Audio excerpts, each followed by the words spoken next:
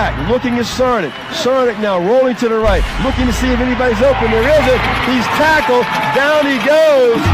And the Penn Trafford Warriors come back and defeat the Franklin Regional Panthers in overtime, 28-21. Live from our Seton Hill University studios, this is Westmoreland on the Gridiron on the Westmoreland Sports Network. Here's your host, Sean Meyers. We welcome you into a very special playoff edition of Westmoreland on the Gridiron. I'm Sean Meyers, joined by Jason. He's not saying a word. He's terrifying everyone right now. I think it might be Dan Flickinger underneath that mask. I'm not sure, but either way, he's just going to stare eerily into everyone's eyes for the remainder of this very big playoff show. Is there anything you'd like to say there, young man? Stoic, indeed. He's trying to get me to break. Happy Halloween, everybody. Sorry, Sean. I couldn't hear. It must have been a microphone issue. Maybe my headsets weren't working properly. I'm sorry about that. Well, yeah, the mask maybe was covering that up. That's Jason, right? Yes. Okay. See, I've never seen that we I've seen Halloween. You probably my Uncle Mike. And, see other people dressing as that. So, yeah. We don't. Our makeup person is on strike right now. So, yeah, there we go. We're good now. We're good to go. Sitting pretty? Yes. All right. Well, Halloween's in the past. Let's take a look forward at the playoffs. It's our very special playoff edition of Westmoreland on the Gridiron. We're going to have a lot that we're going to jam pack into this episode, including plays of the week, of course. We'll look back at this past week and run down all of the scores, but then we're going to look ahead to the playoffs with the brackets 6A through 1A, and we're going to have interviews with 9 different Westmoreland County high school football coaches who are playoff bound, including Lance Getzey of Franklin Regional, John Ruane of Penn Trafford, Ron Prady of Greater Latrobe, Jason Fazikis from Mount Pleasant area, Southmoreland's Tim Bukowski, Roger Beidel of Ligonier Valley, Sean Liotta of Burrell, Marco Thomas of Greensburg Central Catholic, and Thomas Pallone of Jeanette. I'm already out of breath just running down all the coaches we're going to talk to. One coach who's not playoff bound, but is in the news, Flick, we found out yesterday, Dave Brzezinski, the longtime head coach for the Norwin Knights, has called it quits. So his season comes to an end. And just a day or two later, he officially steps down from that position. 9 years at the helm. And unfortunately for him, it ended with a loss. But he's been a great guy to work with over the years. Oh, my gosh. I can't say enough about Dave Brzezinski. First of all, no matter what Norwin's record was this year and, the last couple of years, I know for a fact that guy works just as hard as any coach in the WPIAL. And Sean, we see that when we go to our, we make our training camp rounds.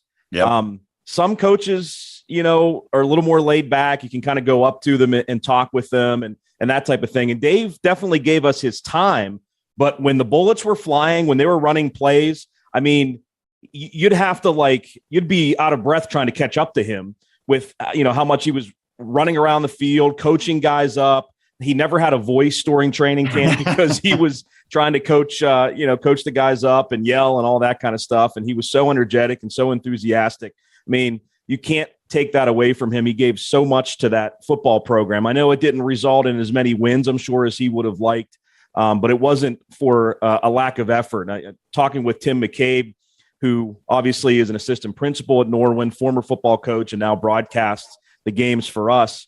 He said he's the first guy in, the last guy out, and, by a wide margin. It just puts so much into the football program. So I definitely want to make that note. And I also want to just thank him for all of the time that he's given us over his 9 years. And he was also an assistant for 17 at Norwin. And by the way, I had his dad as a music teacher at Derry. He has a music studio as well in Blairsville. So I've known the Brzezinski family for a while, but man, I mean, that guy, like I said, gave everything to the program. Now maybe turn it over to, someone younger and kind of see what can happen.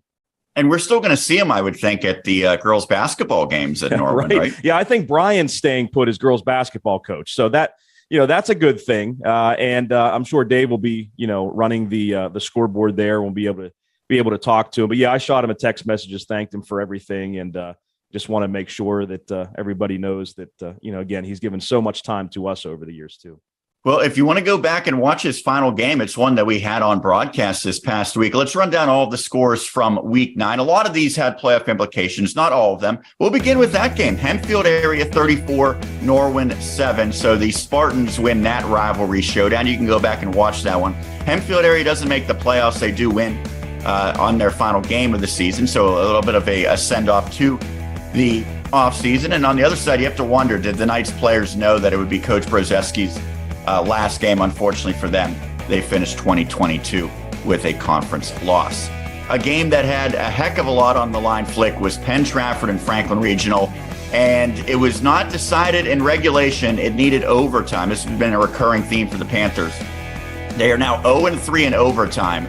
They are 6-0 in every game decided in regulation because Penn Trafford wins 28-21. You can go back and watch that one. We'll talk to both coaches in just a little bit, so I don't want to spend too much time, but what a way for the Warriors needing a win to have a chance to get in. And we kind of did the math and figured it was likely they would get in with a win, but they certainly had to sweat that one out at PT to get that postseason berth. It was a classic, right? And we were kind of hoping that was going to happen. And it was interesting, again, Franklin Regional going into that game, had they won it, maybe they wouldn't have got the number 3 seed. Maybe they get the 2 or 1, who knows? So they were playing for that, but they already had the top seed out of the conference clinched. They already clinched at least a share of the conference title. So how are they going to play it? And boy, it seemed like they played it pretty straight up against Penn Trafford. And you just hope both of these teams are going to be, in contention every year in the last game of the year, so we can be treated to more games like we saw. Franklin Regional had a good, not a great first half. Penn Trafford, not a great second half, but PT is able to come back and get that touchdown by Owen Demiri to tie things up, and then obviously get the score in overtime and get that big stop.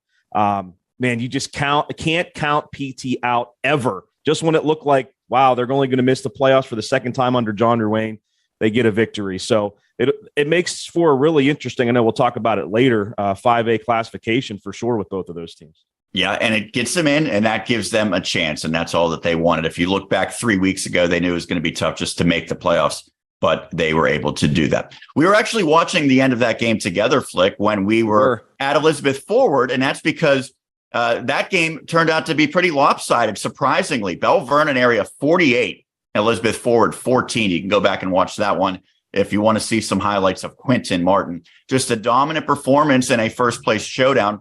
EF suffers its first loss of the season, and the Leopards win the Interstate Conference as a result. And again, another one that we'll talk about a little bit, but we're not going to talk to Matt Humbert this week because that victory earned him the number 1 seed and a bye for the Leopards. But man, they certainly look like they should be the favorites now. Absolutely. 100%. I mean, you can't certainly put anybody else above them right now. And Quinn Martin, I thought, had his best game, at least as a running back, and a receiver for that matter, for Bell Vernon in that game, maybe in his high school career, at least what we have seen. I thought he ran, and again, an important game too. He ran with purpose. He ran with power, and obviously the speed is always there. I just thought he was absolutely tremendous in the game. The one question, Sean, obviously, is Jake Jedico. What is his health? He's been a great secondary running back, I guess, if you want to say. I mean, he's gotten a lot of carries this year, too, out of the backfield. He's certainly a key part of the defense as well. He went down in the game. It's great that they have a bye week. Maybe he can get healthy. Yeah, and one thing for people who maybe haven't watched them that closely is they play both those guys together quite a bit because they split Martin out at receiver. And so that allows Jedico to still be in the backfield and Martin to be on the field. So, yeah, that certainly would be big. That is a big question mark. But there was no doubt the Leopards, the more dominant team there, 48-14. Another game that we had broadcast, Ligonier Valley 51, Derry area 7. So the Trojan season comes to a conclusion as they finish winless. Ligonier Valley builds some more momentum heading to the playoffs. And they have a trophy every year now. So that's the first of many matchups in that series to come between the Rams. Riot on the Ridge, baby. Absolutely. Other games around the Westmoreland County landscape in Week 9. Armstrong 40, Kiski area 21. Riverhawks riding high. They'll have a lot of momentum heading into the 4A playoffs. Mount Pleasant area wins a key showdown against Southmoreland, 42-17. We'll hear from both head coaches a little bit later when we look at the 3A bracket. The significance in this one, Mount Pleasant gets the number 3 spot out of the conference by winning. Southmoreland drops to number 4, and certainly it did make a difference when we look at the seeding in that bracket. Greensburg-Salem 42, South Allegheny 28. So the Golden Lions finished their season with a victory. They missed out on the playoffs. As did the Valley Vikings, they fall to Knock 35-18. A big matchup in Class 2A. Apollo Ridge doubles up Burrell 28-14. So the Vikings needed that one in all likelihood to get in. It turned out actually they got some help elsewhere. But Apollo Ridge doubles up Burrell. The question for the Buccaneers, the health of their team going forward. They will not have a bye like Bell Vernon to try to regroup. They lost key players in that one. So we'll see if they're able to get back close to 100% for their playoff game. How about the York Cougars? Yeah. We know they're not headed to the postseason, but tell you what, if you're Coach Hoffer, I don't think you could have asked for a better finish to the season. 15-12 defeating Amani Christian Academy. And so for York, they get their 3rd win. I think you could say clearly heading in the right direction. Now we'll see if they can carry it over to 2023. How about a strong finish for them too, Sean? I'm not talking about wins and losses, but they've really competed well with teams down the stretch here. Good for I them. think they hung with Sarah and Apollo Ridge in the prior couple of weeks as well. Good for them. Greensburg Central Catholic dominates Leechburg 48-21. Now this is, it should be noted that Leechburg's best player, Braylon Lovelace, did not play, but certainly that does not take anything away from what the Centurions did as they get the outright conference championship. Had they lost, we know that Clareton defeated Jeanette. We'll get to that score. It would have created a 3-way tie in the conference, but GCC, by winning, remains undefeated in the Class 1A Eastern Conference. They are the outright champions. As I mentioned, the Clareton Bears blow out Jeanette 43-0. That's a tough matchup for the Jayhawks. The good news for them, however, is they are in the Class 1A postseason. Menneson's also in 1A playoffs, 44-22, defeating Beth Center. Greater Latrobe with a rare non-conference in the final week of the regular season, week 9, or as some people would call it, week 10, which is not technically correct. The Wildcats 28, Butler area 14. So Greater Latrobe gets its 6th victory. And a couple of college scores. Seton Hill gets off the schneid, 45-14, winning at Edinburgh. Carnegie Mellon 30, St. Vincent 12. Any thoughts overall, Flick, on this past week? I do want to mention what a great regular season for Robbie Fulton. I know you're going to talk about him and the rushing leaders. Broke the single season rushing record at Latrobe this year. And what an addition that he has been since coming from Pittsburgh Central Catholic. Disappointing loss for Burrell. We certainly hope they can be healthy going into the playoffs because, with that running attack to be able to control the game, I think they can compete with anybody. But again, the health certainly will be a question mark going into the playoffs. And Greensburg Central Catholic, a lot of people said, it was for the conference championship. They thought it'd be a good game. Well, GCC definitely, didn't make it a good game with their 48-21 win. Very impressive victory for them, and we'll talk about them a little bit later on. Yeah, they are certainly going to be one of the favorites in the 1A classification. So let's look at the top performers from week 9, the final week of the regular season. This is the top passer, rusher, and receiver across the entire WPIAL, and then the top performers in Westmoreland County. Keegan Smetanka of Shaler area, the top passer, he completes 13 of 16 passes for 359 yards for the Titans. A new name here for Westmoreland County passers is Dominic Dietroff of Hempfield area, filling in. He's actually started the season as the number 3 quarterback. He throws for 163 yards on 8 of 19 passing to lead Hempfield area to a victory. Cole Chatfield of Mount Pleasant, 9 of 12 for 155 yards. Carson Heinley, he has come on strong as this season's gone along, 11 of 24 for 145 yards. Tyree Turner for Greensburg Central Catholic and the Centurions' big victory, 5 of 7 for 124. And Greater Latrobe's John Wetzel, 7 of 12 passing, 114 yards through the air.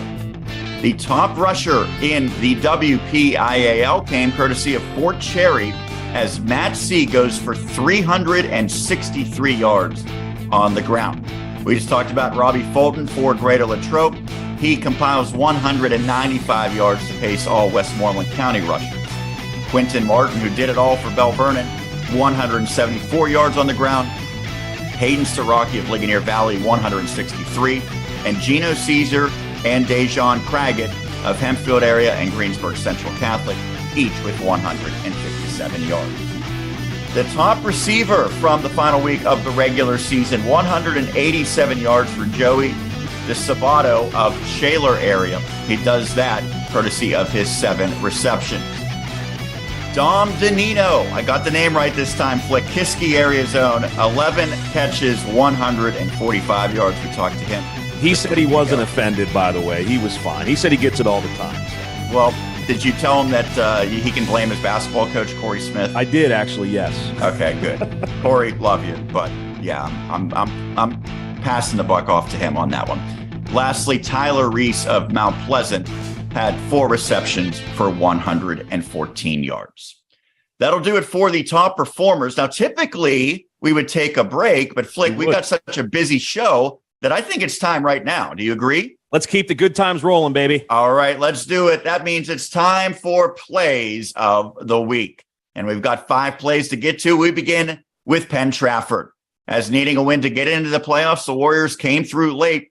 They forced overtime, and then PT took the lead on a Conlon Green touchdown. And then it was the defense that had its chance to seal the victory on a 4th and goal. Jonathan Whaley and Jack Ridenauer captioned the video.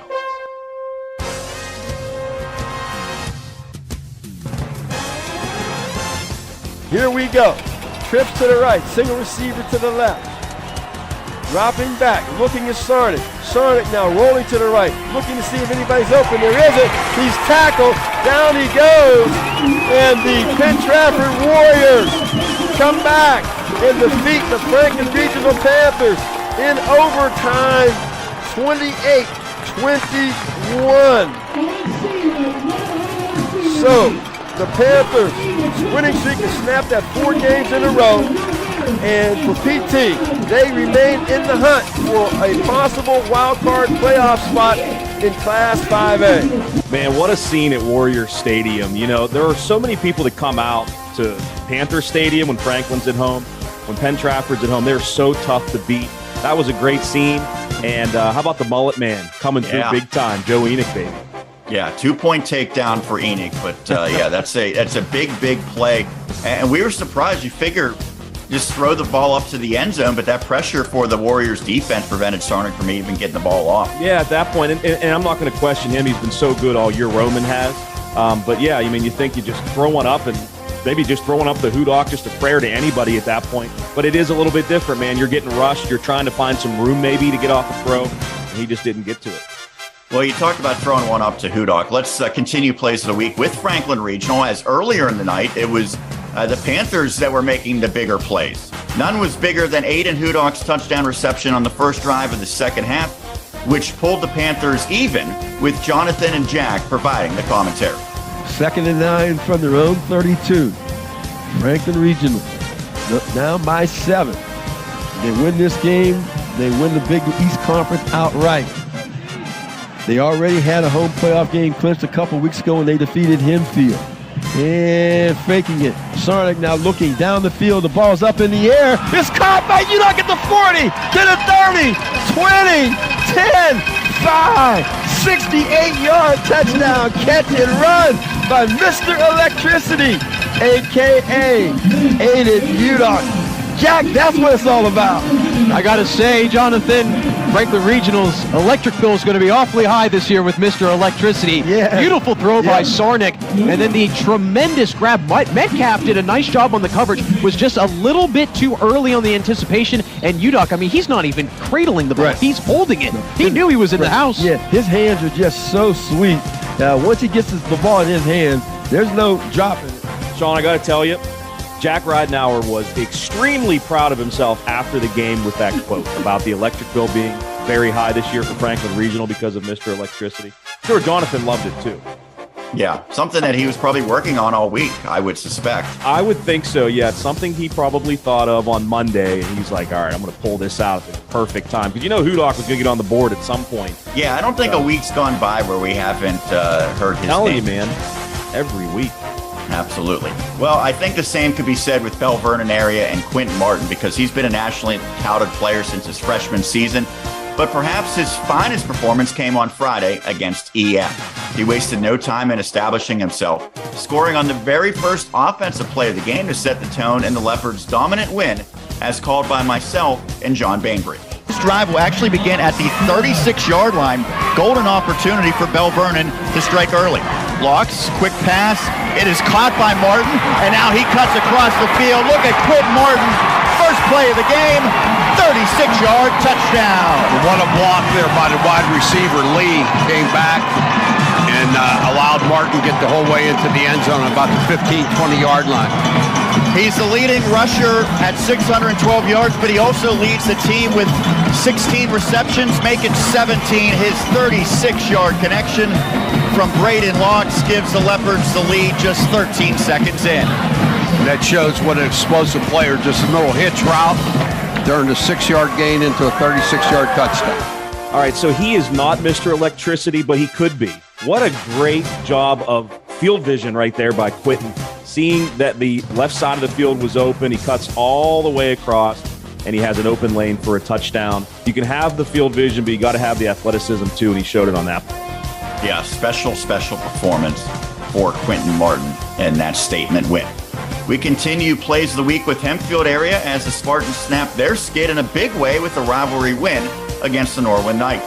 The most explosive play came courtesy of Dominic Dietroff's long pass to Eli Benekonski, who made a house call early in the fourth quarter, as detailed by Dave Franzak and Tim McCabe. Geno Caesar in the backfield with him. Low snap, able to get it. Wants the pump fake, does throw long. And it's Benekonski catching it across the 50. Gets across to the 35, has Jackson Pons to beat. Double crosses him. And is going to trot into the end zone. Touchdown, Hempfield.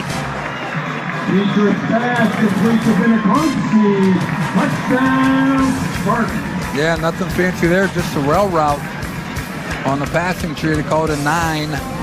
Beat the corner. Jackson Pons caught the ball and turned him inside out as he crossed the goal line with a couple nice moves there. Big play, covering a lot of yardage for the Spartans. Well, Eli Benekonski has had himself a senior season. Certainly hope that some of the offers roll in for him. Maybe they have already, but I mean, not only on the offensive side of the ball, Sean, but defensively, obviously he has started on that side of the ball since he was at Jeanette, helping them win a WPIAL championship. And good to see Dom Dietrich get some action there. Unfortunately, Jake Phillips not able to come back. Such a tough way to end his senior year. I'm sure he'll bounce back in college. But that was really cool moment for both those guys. Yeah, remember, it was Lipman who took over initially, Yeah, so Dietrich getting this opportunity late and maybe a springboard heading into the offseason. We wrap up plays of the week with Ligonier Valley. Is much like Bell Vernon area, the Rams scored on their first offensive play as Hayden Siraki continued his special season with a long run, giving Ligonier Valley a lead it would not surrender. John Flickinger and Bob Lisinski the picture. Schreier, the quarterback, will go under center on 1st and 10. Lonis in motion, and it's an inside handoff, and it's Siraki who breaks into the clear, and Siraki to the 20, the 10, and first play of the game, touchdown, Ligonier Valley. It made it look too easy. I mean, nobody laid a hand on him on an inside handoff. That was a fake toss to Lonis, who came in motion from left to right, and very similar to the same play Derry likes to run, that inside handback trap. And man, it was wide open, and Siraki continues his domination on the ground. 11th touchdown of the season, and it is a 6-0 lead before you can even blink for Ligonier Valley. Well, it's only fitting. Last regular season game, Ligonier Valley, Hayden Siraki scores the first touchdown on the first play. That kid has been tremendous all season long, and I don't know if he gets the accolades that he deserves, but he's been great.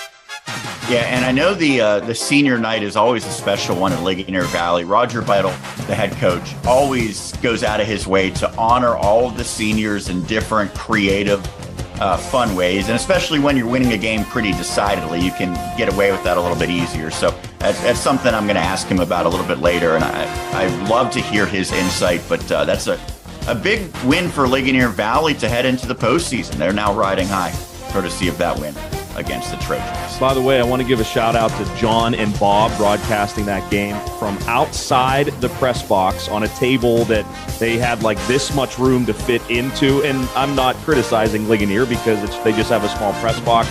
But yeah, those guys gutted it out, I think, a little bit. Yeah, and they were probably, I mean, they were trying to call it down the middle, but it was a tough season for them. So sure. They have help coming, though, Sean. Hey, I just want to quickly mention, that'll do it for Plays of the Week. Okay.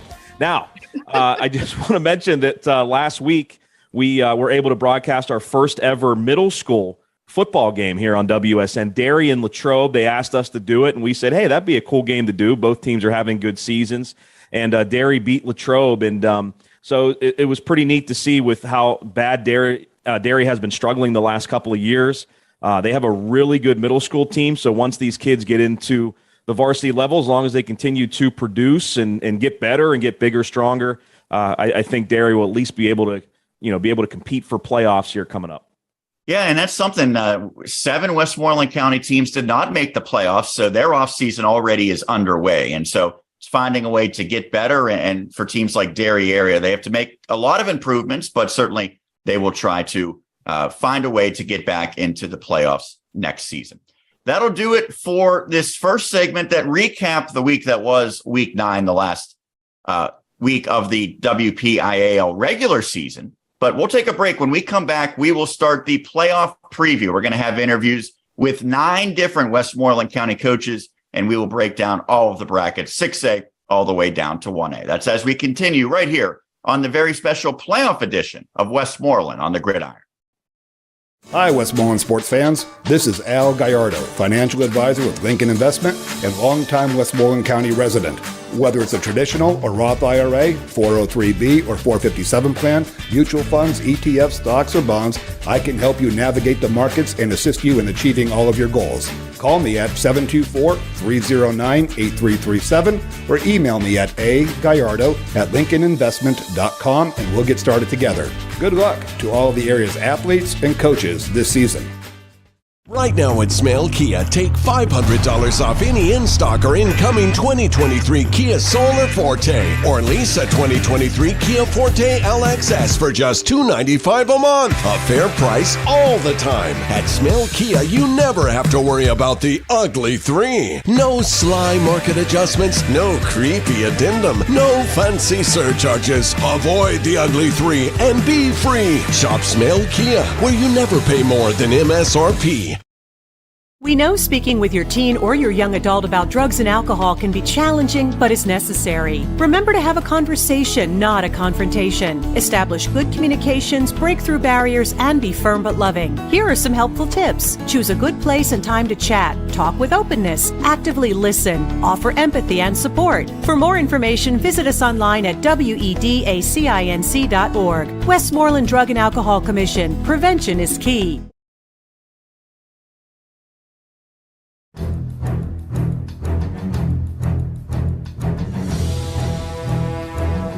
I'm not a real big break brackets down guy. Like, I don't really know. Yeah, I mean, that's most of this is just the coaches talking about it anyway. No, I know. I just don't really know what I mean, 6A, you knew NA was going to get. Wow, so Seneca's not even, that's right, they didn't even make it in. East Suburban Sports Medicine, Western Pennsylvania's #1 physical therapy practice, is now in Greensburg, voted by Trib Live readers as the best of the best. Our new Greensburg clinic provides orthopedic, concussion, lymphedema, and pelvic health therapy. Conveniently located at 133 Donahoe Road, right next to Best Buy. East Suburban Sports Medicine, the best care anywhere, hands down. Call 412-856-8060 and schedule an appointment today. At D'Annunzio's, our menu is extensive with an abundance of selections. The next best thing to being at one of our 3 locations is having our frozen food and jarred sauce in your own home. For our frozen food selections, we have wedding soup, pasta fagioli, lasagna, stuffed cheese rigatoni, ricotta cavatelli, and potato gnocchi. Our jarred sauces include the original, smooth, marinara, and tomato cream. These products can all be found at our restaurants or your local grocer. Now is the time to save at Sendell Subaru in Greensburg. We've got inventory on the lot and more on the way. Forester, Outback, Ascent, Legacy, and more. Get a great deal on a new 2022 Subaru. Check out SendellSubaru.com today. Looking to turn your current vehicle into cash? Sendell pays top dollar. Get your best deal at Sendell Subaru, Route 30 Greensburg, SendellSubaru.com. We would love to meet you.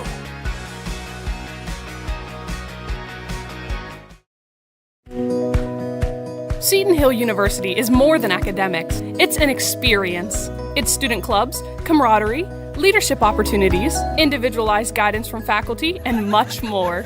Here, you'll join a community dedicated to transforming the world.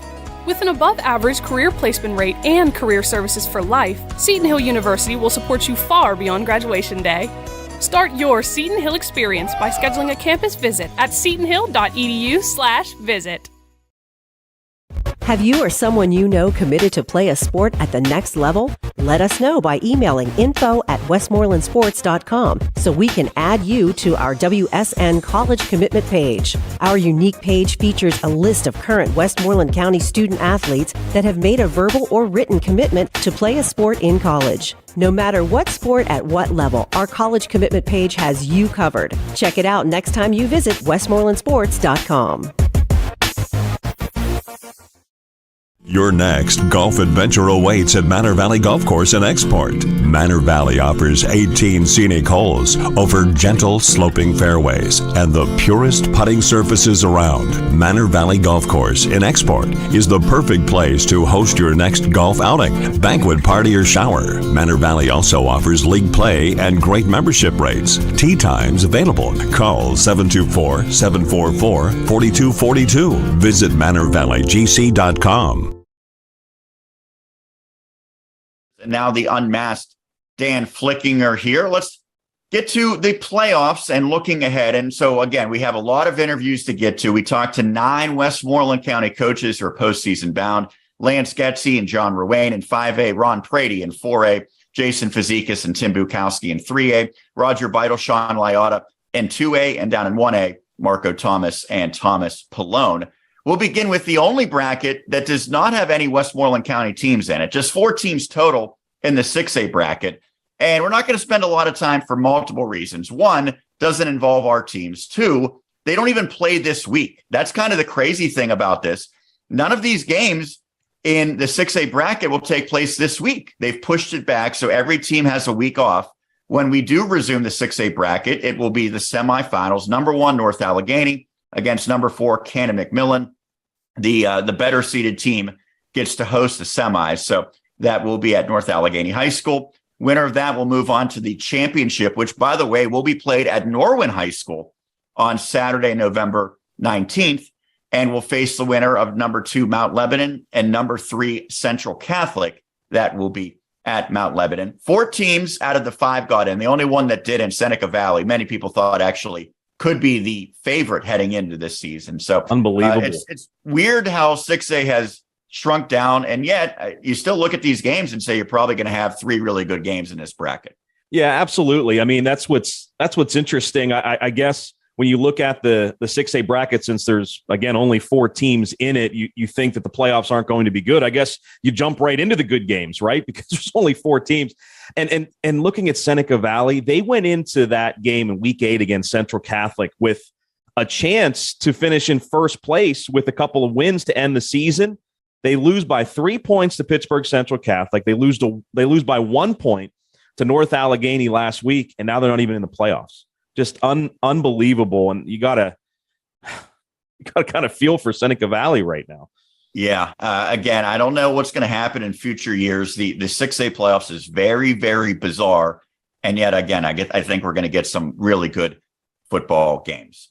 Well, you could say the same for 5A because this is an absolutely loaded classification, one that is smaller than years past. There's just 8 teams, and with 3 different conferences, the top 2 teams from each conference got in, and then there was 2 wild card spots, and that certainly came into play with our teams here in Westmoreland County.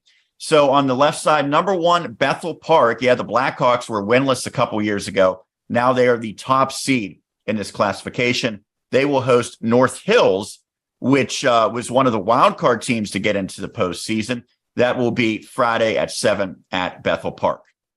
Same side of the bracket, number 4, Gateway, which finished in a tie with Franklin Regional record-wise, but lost the tiebreaker, so a second-place finish in the Big East. They will welcome 5th-seeded Upper St. Clair to Monroeville. That will be a 7 o'clock Friday kickoff at Gateway High School. Now the side we're excited about, the right side of the bracket, number 2, Pine Richland will play host to number 7, Penn Trafford, as the Warriors sneak their way in, getting that victory. Yeah, they needed overtime, but they are now in. And this is a very, very familiar matchup. Obviously, these teams have some real history in the playoffs. 2015, Penn Trafford knocked off Phil Jurkovic to get to a championship game. 2020, it was the Rams who eliminated Penn Trafford. Last year, it was just the opposite. So 3 previous meetings, all in the semis. They're getting a little head start on things this year. This is a quarterfinals matchup. We're going to hear from John Rowan in just a couple of seconds. But Flick, this one, really, I don't think it's as lopsided as the seeds would indicate. I don't think so either. And Penn Trafford, every game that they have played this year, they've been in. Even their losses, you look at even the McKeesport game, they were in that game. North Allegheny, the non-conference loss to NA. The loss to Gateway, they were in. If they hit a big play late, they almost did against Gateway, then they were only a few points behind, so that game may have been different. So it's not going to be a blowout in this game, that's for sure, either way. But it's interesting, Pine Richland obviously playing with a little bit of a chip on its shoulder because they lost to Penn Trafford the year before, much like PT was last year. And that 24-6 game, by the way, was in the WPIAL semifinals at Gateway last year, PT beating Pine Richland. But, Sean, I think you mentioned this last week while we were broadcasting the Bell Vernon EF game. PT, I think, can compete with anybody in this classification. I mean, they can make a run. There's no doubt about it. And that's what makes it exciting. Interesting to note that, again, if PT wins and Franklin Regional wins, then both of those teams will play each other in the semifinal. How awesome would it be to have a rematch of the final game of the regular season? And just looking at it, makes sense. Bethel Park Pine to get the first 2 seeds, and then Gateway to kind of get the highest seed out of those second place teams. Certainly makes sense for them to be the number 4. Yeah, and the other matchup in the quarterfinals, Franklin Regional, as we mentioned, the number 3 seed will host number 6 Woodland Hills. Surprising that the Wolverines got in, but they had a big victory in the final week of the regular season. Well, first, we got 2 coaching interviews to get to. Let's hear from John Rowan, the head coach of Penn Trafford, talking about his team's dramatic victory and what's ahead against Pine Richland. Here's John Rowan. I'm now joined by the head coach of the Penn Trafford Warriors, John Rowan. His team gets into the playoffs. It came down to the wire, but they score a thrilling overtime victory against Franklin Regional to get into the 5A field. First off, John, I know that the majority of the field had already been set in terms of teams in the postseason heading into the final week. You were an exception to that. And not only did you go to the final week, you went to extra time. What a roller coaster that must have been to get in. What was the excitement level like for you and for the players after that one on Friday? It was a really thrilling game. Franklin's really good. They do a lot of things that are difficult to defend, and they're really physical on defense. And they have weapons in the kicking game as well. So we knew it was going to be a very difficult game. And they won our conference for a reason. So just to beat them from that standpoint was very good. But the way it came down, and especially needing a late score to tie it and then get into overtime and pull it out was pretty thrilling, especially for a regular season game on senior night, and the outcome of it got us into the playoffs was pretty. Combine all those things, it was really thrilling. I know it's always a big rivalry matchup when the Panthers and Warriors go against one another, so that adds some extra juice. But do you think that maybe the urgency that your team played with was something that Franklin Regional really wasn't able to replicate since they had already secured their spot? No, I don't think so at all. I think they came ready to play. They had some guys that were even banged up, I think, that played. So they wanted to win. They wanted to win the conference outright. They were well prepared. There was no doubt. I just think it was a really good football game. Two teams that were tough and physical, and it went to overtime, showed you how tight the game was, and we were fortunate to pull it out. So I talked to you after the loss against Gateway, and that put your team in a bad spot, but you said there is a path potentially. We just have to take care of what we can control. You did that by defeating Plum in a hard-fought victory, and then obviously defeating Franklin Regional as well. Was there anything that really changed in terms of your team's performance over the last couple of conference games? I think we got back to running the football the way we need to. And, spearheading that was Owen Demiri, his return. He had been out 6 weeks. So you combine him with Tasso Whipple, who's been great in his absence, and since Owen's been back. Plus Tommy Kalstein, after missing 3 games, was back, and he's now running the football the way he was before he got injured. He was doing a tremendous job. And then, he had Conlon to it. That should be our strength. If we can do that, we can throw some play action passes and move the football. We just have to do a better job of finishing drives. We've moved the football between the 20s. It's a matter of putting points on the board once we get down there. And that's been our Achilles heel to this point this year. So we were able to do that when it mattered Friday, thank goodness. And obviously in the playoffs, you better do it or you're out.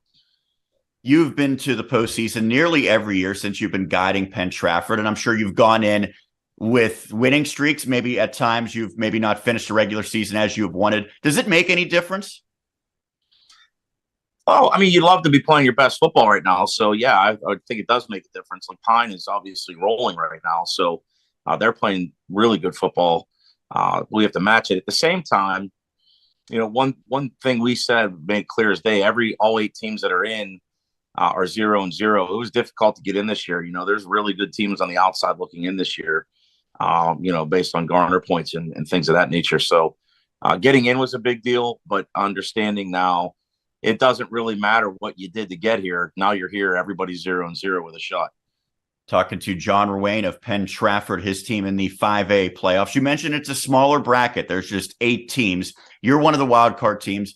So I'm guessing you probably had a decent idea of where you might be seated. How did the number 7 seed align with what you thought it might turn out to be? It was pretty much the only place I thought we would be. When North Hills got in, we figured they were going to Bethel Park. They could not play Pine, and we were the other wild card team, and Pine was certainly in the top 2 or 3 teams. And then Franklin was the 3rd team, and we knew we weren't going to play them. So what crazy as Friday was, I think there were 16 scenarios based on the other 4 games, 17 when you include ours, for everyone to get in. It was complete craziness. And then once the playoffs were set, it was pretty easy, I thought, to seed the 8 teams. And so I'm guessing that most coaches, and you'll probably fall in this category, appreciate the extra couple days of preparation as opposed to not too long ago when the seedings came out early in the following week. How much does that help? It's probably the best change that WPIAL ever made. It was a nightmare waiting till Monday night, and, it just didn't make any sense. And I'm really happy they made that change. And so is every single coach I've talked to. I haven't heard one person upset about it. You need the weekend to prepare. So why, if it's a playoff game, would you prepare the least amount of time as possible? I know everyone's doing it the same way, but it just didn't make any sense. So the way they're doing it now is far, far better than what it was. Well, you're doing a lot of preparation for Pine Richland, and yet it's a team that you've seen so many times in the playoffs. You've played them now 3 consecutive years, and going back to 2015, you've seen the Rams 4 times in the postseason. The prior 3 times were in the semifinals. So what stands out about this year's version? Well, they have a lot of guys back from last year. We watched the film from last year just to catch up and see who's back, and they have a lot of studs back from a year ago. They're a physical team. Let's put it that way. And they're fast. They run to the ball really well. You can tell Coach LaDon has them a really aggressive group. Paul Mary's fantastic dual threat guy. They made the move to put him back at quarterback, and we remember facing him in the playoffs last year, and he gave us fits.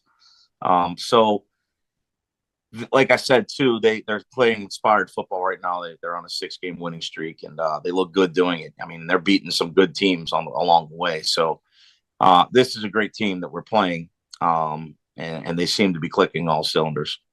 They eliminated you in 2020. You knocked them off last year, and now you're facing them again. And yet, even though maybe some of the players have been around for all 3 of those years, they've had 3 different coaches during that time. Have you seen drastic changes from one year to the next to this year? And can you use anything from the past years now that they have a new staff in place? Yeah, there's been a lot of change. There's no doubt. I mean, it's 3 different guys with 3 different philosophies. But I don't know what we could use from the past necessarily, other than, watching some guys on film, see how they've progressed from the previous year. But, every year is different. You look at the previous year, if you played the same coaching staff, to see what they were thinking maybe.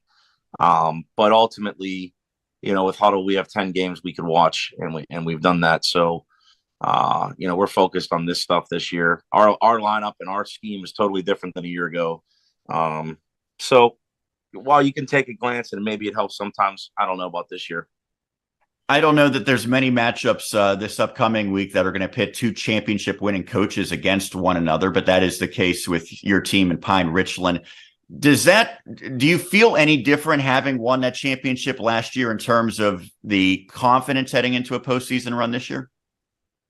Well, I mean, last year doesn't matter really, but the fact that the kids do have playoff experience and have had some success in the playoffs, I think, we're certainly going to count on them to use that experience and, especially the senior group, especially the guys that played last year, to kind of lead these guys and make them understand the urgency of a playoff game, the way you got to play at an opponent's stadium and in front of a hostile crowd.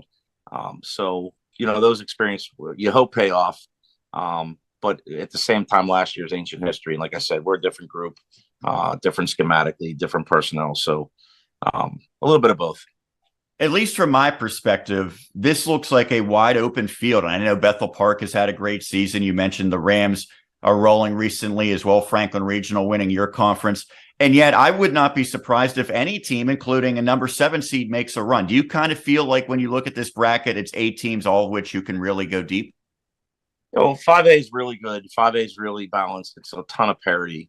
You can even look at the team's records and, guys have beaten each other, and it's not like anyone's bad. It's just a lot of high quality teams all competing. So, we're not really looking past this one. We'd be morons to look past Pine Richland. But certainly you going into Saturday afternoon, we did think that there were so many quality teams this year, and everyone has a strength, and everyone, if they're playing their best football, they could win it. Lastly, what are the biggest keys to have success against Pine Richland on Friday? Number one thing we cannot do is, or we have to do, is possess the ball and not shoot ourselves in the foot. We can't be 1st and 20 because of a hold, or 2nd and 15 because we jumped off sides. We've got to stay ahead of the sticks. This team's too good to give them anything. Our defense has to really, really get guys on the ground quickly. They have a knack for breaking tackles. They're really good in space. So our coverage has to be fantastic along with our run defense. And one thing that we were happy about Friday that proved probably our best performance of the season was our special teams. And in any playoff game, we learned this last year. Special teams are vital, and everybody better play with pride on our special teams. And if you're covering a kick, make it count. You're getting a return. Change the game with a field position or breaking a kick for a touchdown. So all 3 phases, like as always, we got to excel in. Well, John, thanks again for doing this. Congratulations on getting into the postseason. And I know you won't say it, but I think it's fair at the Westmoreland Sports Network. We can say we're rooting for Penn Trafford and Franklin Regional Part 2 in the semifinal. So hoping that comes to fruition. I would love to see it. Absolutely. John, thanks so much. That's John Ruane, the head coach of Penn Trafford here on the special playoff edition of Westmoreland on the Gridiron. And we appreciate John Ruane, as always, taking the time to talk. And again, his team's going to be prepared. And he mentioned it. It's a different look, Pine Richland. They have John LaDon now, his first year there. So I don't know how much you can really take from the previous couple of years' meetings, but that's a game that I think a lot of people are going to have their eye on Friday. Last week, Sean, you called Elizabeth Forward going for that onside kick to start the game. Will Penn Trafford do that if they kick to start the game? They like to do it. Yeah, I don't. What you were at the game in 2020, right? Wasn't there some chicanery there? There was. Yeah, I think it was Ethan Carr caught a touch. He handed it off and then went out in the pass pattern, and I can't remember who threw it to him. Maybe it was Cade. No, it wasn't Cade Yak. I can't remember who it was. But yeah, he started as a quarterback, handed it off, went to a pass pattern, and they threw it to him for a touchdown. And Penn Trafford was actually winning, and then Pine Richland, man, they just flexed their muscles. But yeah, that was a juggernaut Pine Richland team. It was. We'll still wait and see if this year's version of the Rams are quite the same caliber. Well, the other matchup we talked about, Franklin Regional and Woodland Hills. And so we saw Woodland Hills earlier this season, and they were on the wrong end of a blowout loss against Penn Trafford. And at the time, I thought, this Woodland Hills team, they're probably not going to be a playoff team. And I think even heading into the final week of the regular season, people are saying they're not going to be a playoff team. Well, all they did was stun Penn Hills at the Wolverina 7-3 to get in. Had Penn Hills won that game, they probably would have been one of the higher seeded teams, one of the better seeded teams in this bracket. Instead, Tim Bossard's squad gets into the postseason. You know what? I think they will have a lot of momentum and maybe not as much talent as some of the other teams, but they're going to be, feeling like this is kind of found money for them. And on the other side, it's a dangerous spot for Franklin Regional because they just had that deflating loss. You hope that won't linger, but if you're looking at what team is coming in with momentum, I think it does favor Woodland Hills. Franklin Regional, I think, will have to start well. I think it helps Franklin Regional, too, that they're playing at home. That momentum is maybe gone that they had going into the Penn Trafford game, how much confidence that could have given them going forward to get a win there. But you lose in overtime for the 20th time this year. And then you kind of reset and say, look at the opportunity that we have in front of our home fans. It's a home game. I mean, that's such a special moment. I think that momentum will come back for Franklin Regional. But hey, I mean, Woodland Hills is a dangerous team. I guess that's why you play the games. And it's just awesome to see such a big upset like that late in the season with the win over Penn Hills. And so Woodland Hills certainly dangerous, but I think Franklin Regional, I think that emotion will come rushing back to host a playoff game like that. And one thing we should note, and this bracket as a whole was so confusing to try to figure out heading into the final week, but they avoid conference rematches if at all possible. So that's why you would not see necessarily Penn Trafford. I think almost everyone would agree is a better team than Woodland Hills, but they wouldn't get a better seed because they didn't want to give PT the 6th seed and then have them go against number 3 Franklin Regional. So sometimes the seeds are a little misleading because they avoid stuff like that. Yep. It's not all based on wins and losses and that kind of thing. It's based on what you just said, trying to get the best matchups and avoiding the conference matchups. Yeah, absolutely. Well, I had a chance to talk to Lance Getze, the very successful head coach of the Franklin Regional Panthers. Hey, his brother has a new toy, by the way, huh? How about it out in Chicago? Claypool. Yeah. Chase Claypool. Yeah, some would say his problem now. Others would say that, maybe a change of scenery will do him good. Obviously, the talent is there. But yeah, not Luke Getze. I talked to Lance Getze, the head coach of the Panthers, about his postseason outlook. Here's Lance Getze.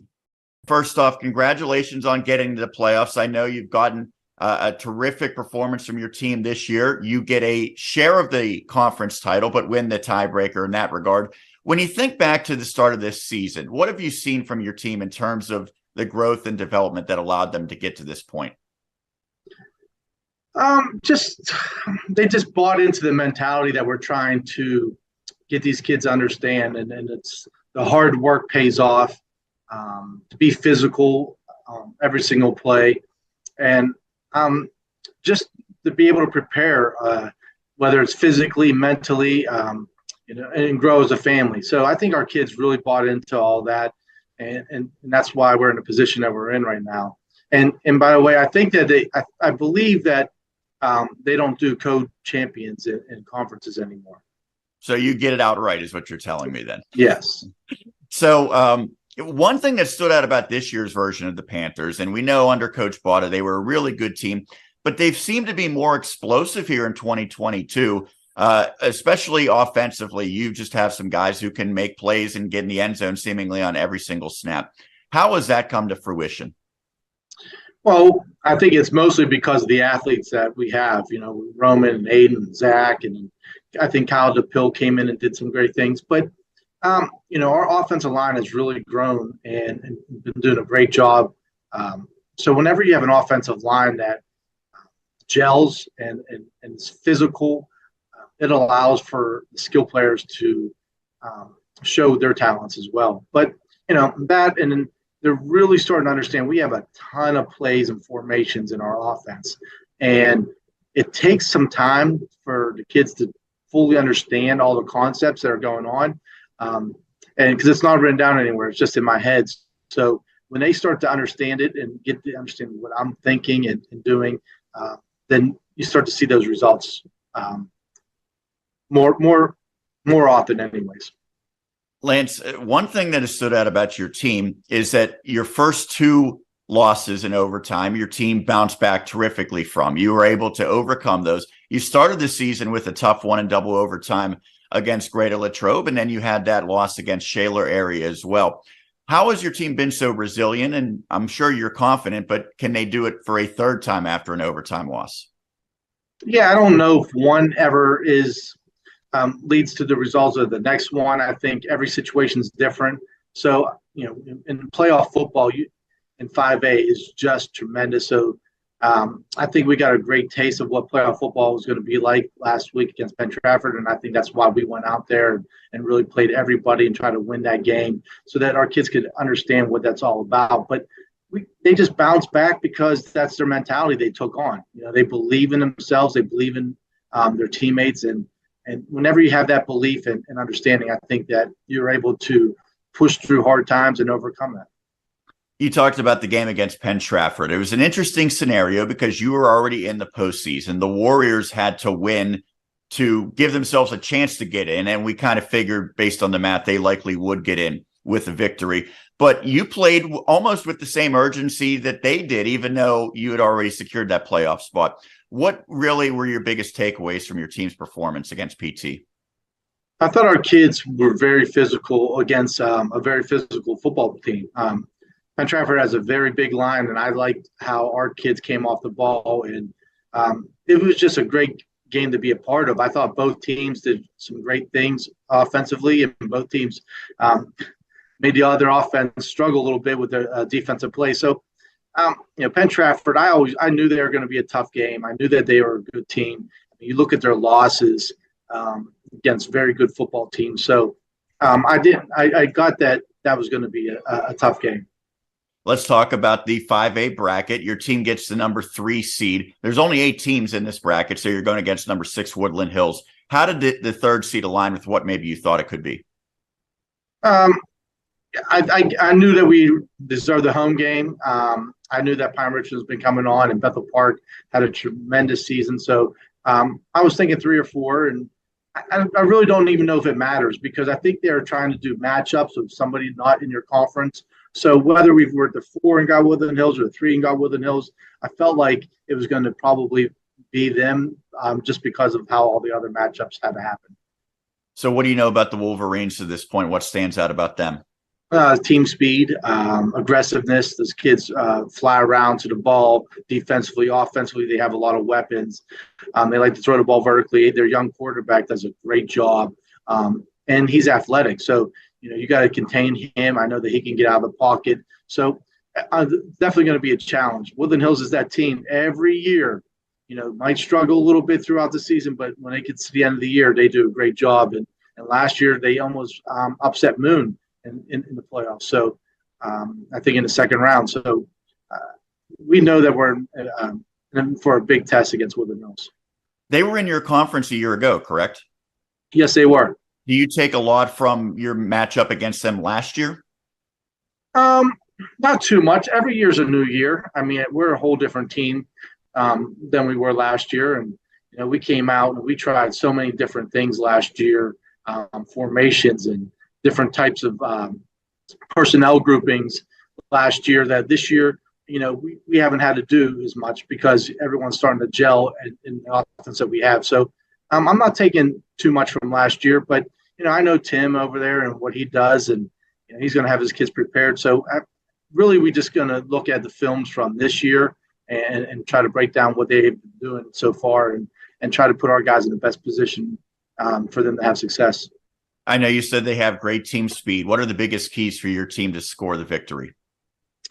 Control the ball and not turn the ball over. We want to win that time of possession battle, and we want to take care of the football. If we do that, I think we could be in good shape. But we want to try to limit the explosive plays that they have. They have opportunities with so many different players to make big time plays. We want to try to limit that. And lastly, I know as a coach, you're focused on this matchup, and yet from my perspective, this is going to be such a fun bracket because it is so loaded. It's only 8 teams, so it's smaller than normal. And yet you really have the feel that just about any team could make a run. Is that kind of the feel that 5A really is wide open? Yeah, I think that every team has an opportunity to win.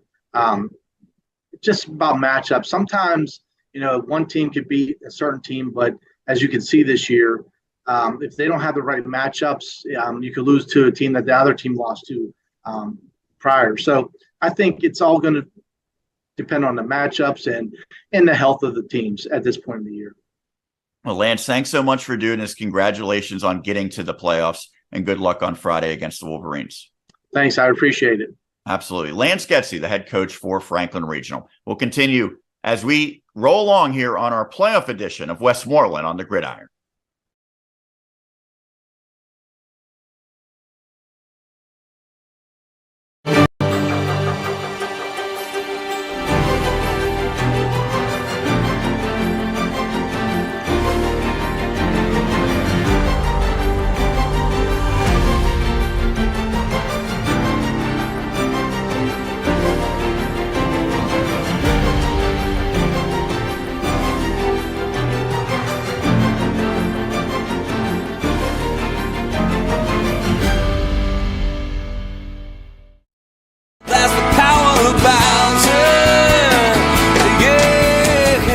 Coach, building a championship team, I know for you, it's all about the details. The same goes with the Bowsers.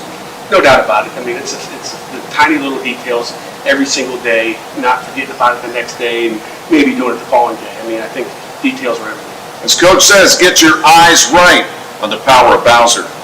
The Bowser family is proud to have Coach Narduzzi as part of our team.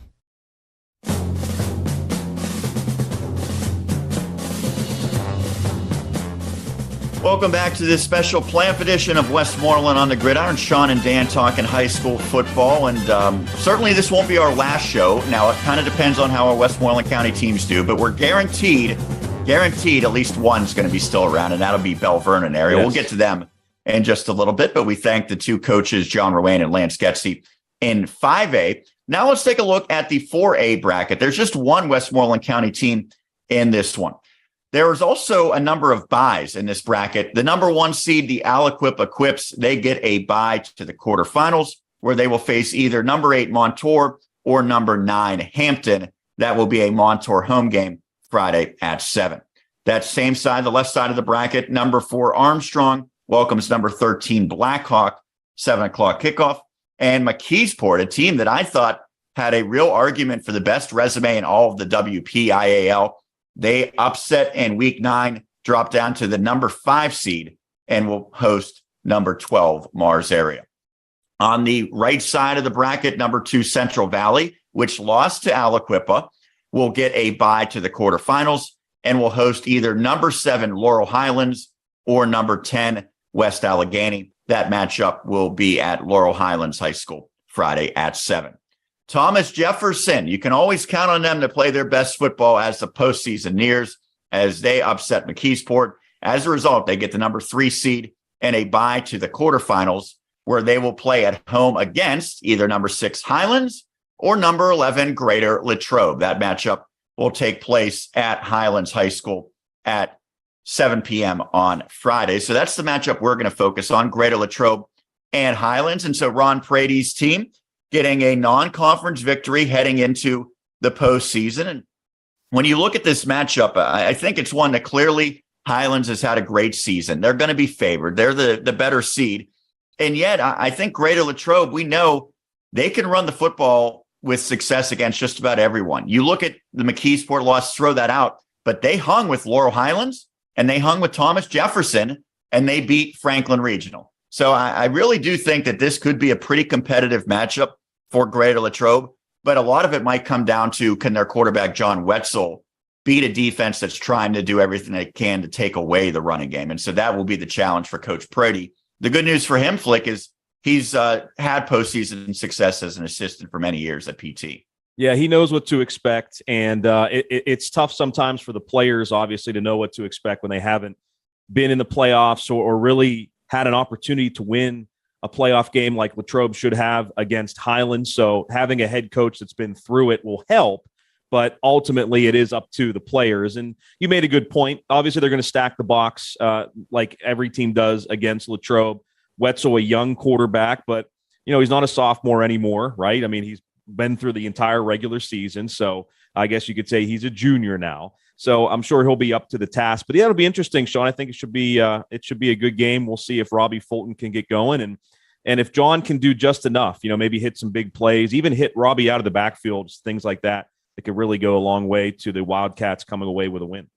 Yeah, and so you look at this Highlands team, 9-1, and typically when you're 9-1, you're going to be better than a 6 seed, but that's how stacked this 4A bracket is. Again, Aliquippa, Central Valley, just incredible programs. Thomas Jefferson and McKeesport have been so good. Armstrong was the one team that defeated Highlands, so obviously they had to be seeded higher as the conference champs. So as a result, the Golden Rams fall down to number 6, but they are certainly a title contender in their own right. And Highlands, by the way, Sean, real quick, 38-23 win over Woodland Hills, higher classification earlier this year. And the game against Armstrong, they scored 35 points. They gave up 56. But obviously, Caden Olson is a special player for Armstrong. So yeah, but Highlands has a pretty darn good one in their quarterback, Timmons, as well. Maybe not quite the passer, but he's a guy that just finds a way to win football games. I had a chance to talk to Ron Prady, the head coach for Greater Latrobe, talking about his matchup against the Golden Rams. Here's now Ron Prady. First off, congratulations, Ron. I know that was a major goal heading into this season. So you clinched it a couple weeks ago. You didn't have to wait until the final week. But what does it mean for this program? I think it's a step for us, certainly in the right direction. Like you said, it was a goal of ours to get in, and our kids have earned it. They've played hard.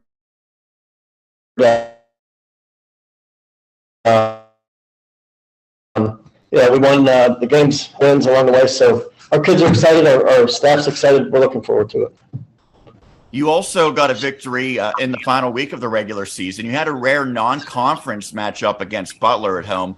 You win that one, doubling up the Golden Tornado 28-14. In the process, you secure a winning record for the season, now 6-4. How did you approach that final game, knowing that it was not really going to have any implications for the postseason? Well, we played to win. Like I said earlier, we're guaranteed 10 games, and our kids deserve to play those 10 games if they're healthy. They were, so we played all of our guys. We played them the whole game, and for us as a program to get the 6 wins, for some others it's not a big deal, but for us at this point to get the 6 wins and, like you said, secure a winning season was important. So, we played to win. What stood out in terms of your performance on Friday? I think defensively we played really well. Our defensive staff prepares our guys every week, and they've done that throughout the year. We've progressively gotten better defensively. Take away the McKeesport game, which was kind of a tough one, but and we ran the ball well. Again, Johnny Watts was doing a good job when we asked him to do some other things in the passing game, and our offensive line played well. So. We were pleased with the overall performance of our guys. Well, you talk about your quarterback, Wetzel. He's just a sophomore. And I know earlier in the season he wasn't throwing it a lot. You kind of had him as a game manager. What growth have you seen from him now that leads you to believe that he can go out and make those key plays if needed? Well, I think the efficiency of him throwing the ball. We've had weeks where he's been 7 for 7. We had weeks where he was 7 for 10. And he's grown a ton confidence-wise too, being able to stand back there and make some throws. He's always had the ability. We just knew he was young, and we're going to let him grow into the position a little bit. But he certainly earned that opportunity to throw the ball a little bit more. And he's really effective running the ball for us too. So he's grown up a lot, and we're looking forward to great things from him for the next 2 years. Well, when you talk about running the ball, it starts with Robbie Fulton. His first year at Greater Latrobe was one for the record books. He set the single-season rushing record for Greater Latrobe, and really just about every single week he has been your offensive leader. What has made him so special? Well, he's just besides the on-the-field stuff he does, I'd be crazy not to talk about what he is like off the field. He's a good leader for us. The kids, all love him. He fit in pretty quickly here with the other guys. And I think he's a guy that our other players look up to, our young kids. But on the field, he has good vision. He's explosive. He runs hard. He runs under his pads. So he's just grown a ton. And, hopefully we get a couple more games with him. Well, you talked about your defense getting better and that being a big key against Butler. And I know both Wetzel and Fulton are guys who are key components on that side. But who else really stands out defensively for you? Well, I think Alex Tash is a guy that's been consistent every week. I could go through several of them. But, Wyatt Held played really well this week. Danny Calabrese has been consistent every week on the defensive front. Dom Flanagan has just been a rock for us at corner. Jatan Williams, I think he has 5 picks this year, has played really well. And Colin Stevens is a guy that has come a long way and been a really short tackler for us at safety, which is what you look for. And again, like you mentioned, Johnny's played well and Robert at times when we play him. Corey Boyer has been good. So we've had a lot of guys that have stepped up on defense. So let's take a closer look at this 4A bracket. And you mentioned McKeesport. I had seen McKeesport earlier this season and thought maybe they had the best resume of any team in the WPIAL. And yet with the loss in the final week of the season, they somehow dropped down to 5. That just shows how stacked this classification is. So what jumps out when you look at this bracket? It's probably as deep as any. I mean, you could probably pick 4 or 5 teams that have a chance to win this thing with Aliquippa, Central Valley, TJ, McKeesport, Armstrong, Highlands. They're all really good. And I think they all have a chance to make a run at it. So I think the depth of 4A is as good as any. Well, you mentioned Highlands. They're the number 6 seed. You get the number 11 seed, so that's the first round matchup. As far as your seeding at number 11, is that sort of what you anticipated? Where did you think you might end up? We thought we would be right around there, 11, 12, maybe 13. But we just said all along, wherever they put us, it doesn't do any good to complain about it. We'll just go play. So the Golden Rams have had a pretty nice season in their own right. When you look at them, what stands out? A lot. I mean, they're really good. They have a really good quarterback, and they rely on that kid, his feet and his arm. They're out formation. They're very physical up front. The way they run the ball on defense. So they do all the things right. They play great special teams. It's certainly going to be a challenge. Well, you mentioned our quarterback, Chandler Timmons, and he's a very experienced player who has led them for multiple seasons now. He's also a running threat. How do you try to slow him down? We got to get in our run lanes, and try to take some of those lanes away from him. But sometimes when he drops back and he doesn't see anything open, and that's the hardest time. Those are the hardest runs to defend. The design runs, not that they're not hard, but it's the breakdown. When you're in pass coverage and the kid breaks the pocket, you got to come up and play the run. That's where he's really effective. What will be key for you on the offensive side of the football against Highlands? I think for us, it's always to control the ball. with the run game and chew up, the clock a little bit, shorten the game by keeping the chains moving and keeping the clock moving. So, I don't think that changes this week for us. I know that getting into the playoffs was a big goal for you when you took over. Your team has accomplished that. How do you make sure that the team is not content just getting to the playoffs, though? Well, I think consistency is the big thing. You keep preparing the way you've prepared, all year. We're not going to change. We're going to continue to prepare hard. If you change up now, then I don't know if it looks like you're panicking or what, but we're just gonna, like I said, we're gonna keep doing what we do what got us here, and hopefully that's good enough to keep us moving on. Well, it is your first year as the head coach, but you had been with Penn Trafford and obviously made a lot of postseason appearances and that run all the way to the state championship last year. For you personally, how much do you lean upon that previous experience with Penn Trafford, knowing what to expect in postseason play now? Well, I think that'd be crazy not to. We had a lot of success over there, and I said it to somebody else. What have you learned from John? I said, I think you learn to be consistent. Do what you do. Just do a little bit better come playoff time. Lastly, I know you can preach everything, to kind of stay the same, but when you're about to head out onto that field on Friday night at Highlands, what's the message going to be to the team? I just think we're going to go out and play hard. Same as we do every week. Enjoy the moment. They've earned it. There's only 13 teams left now in 4A, and go out and play hard and see what happens. Ron, thank you so much for doing this. Congratulations on getting into the postseason, and good luck on Friday. Hey, thanks, John.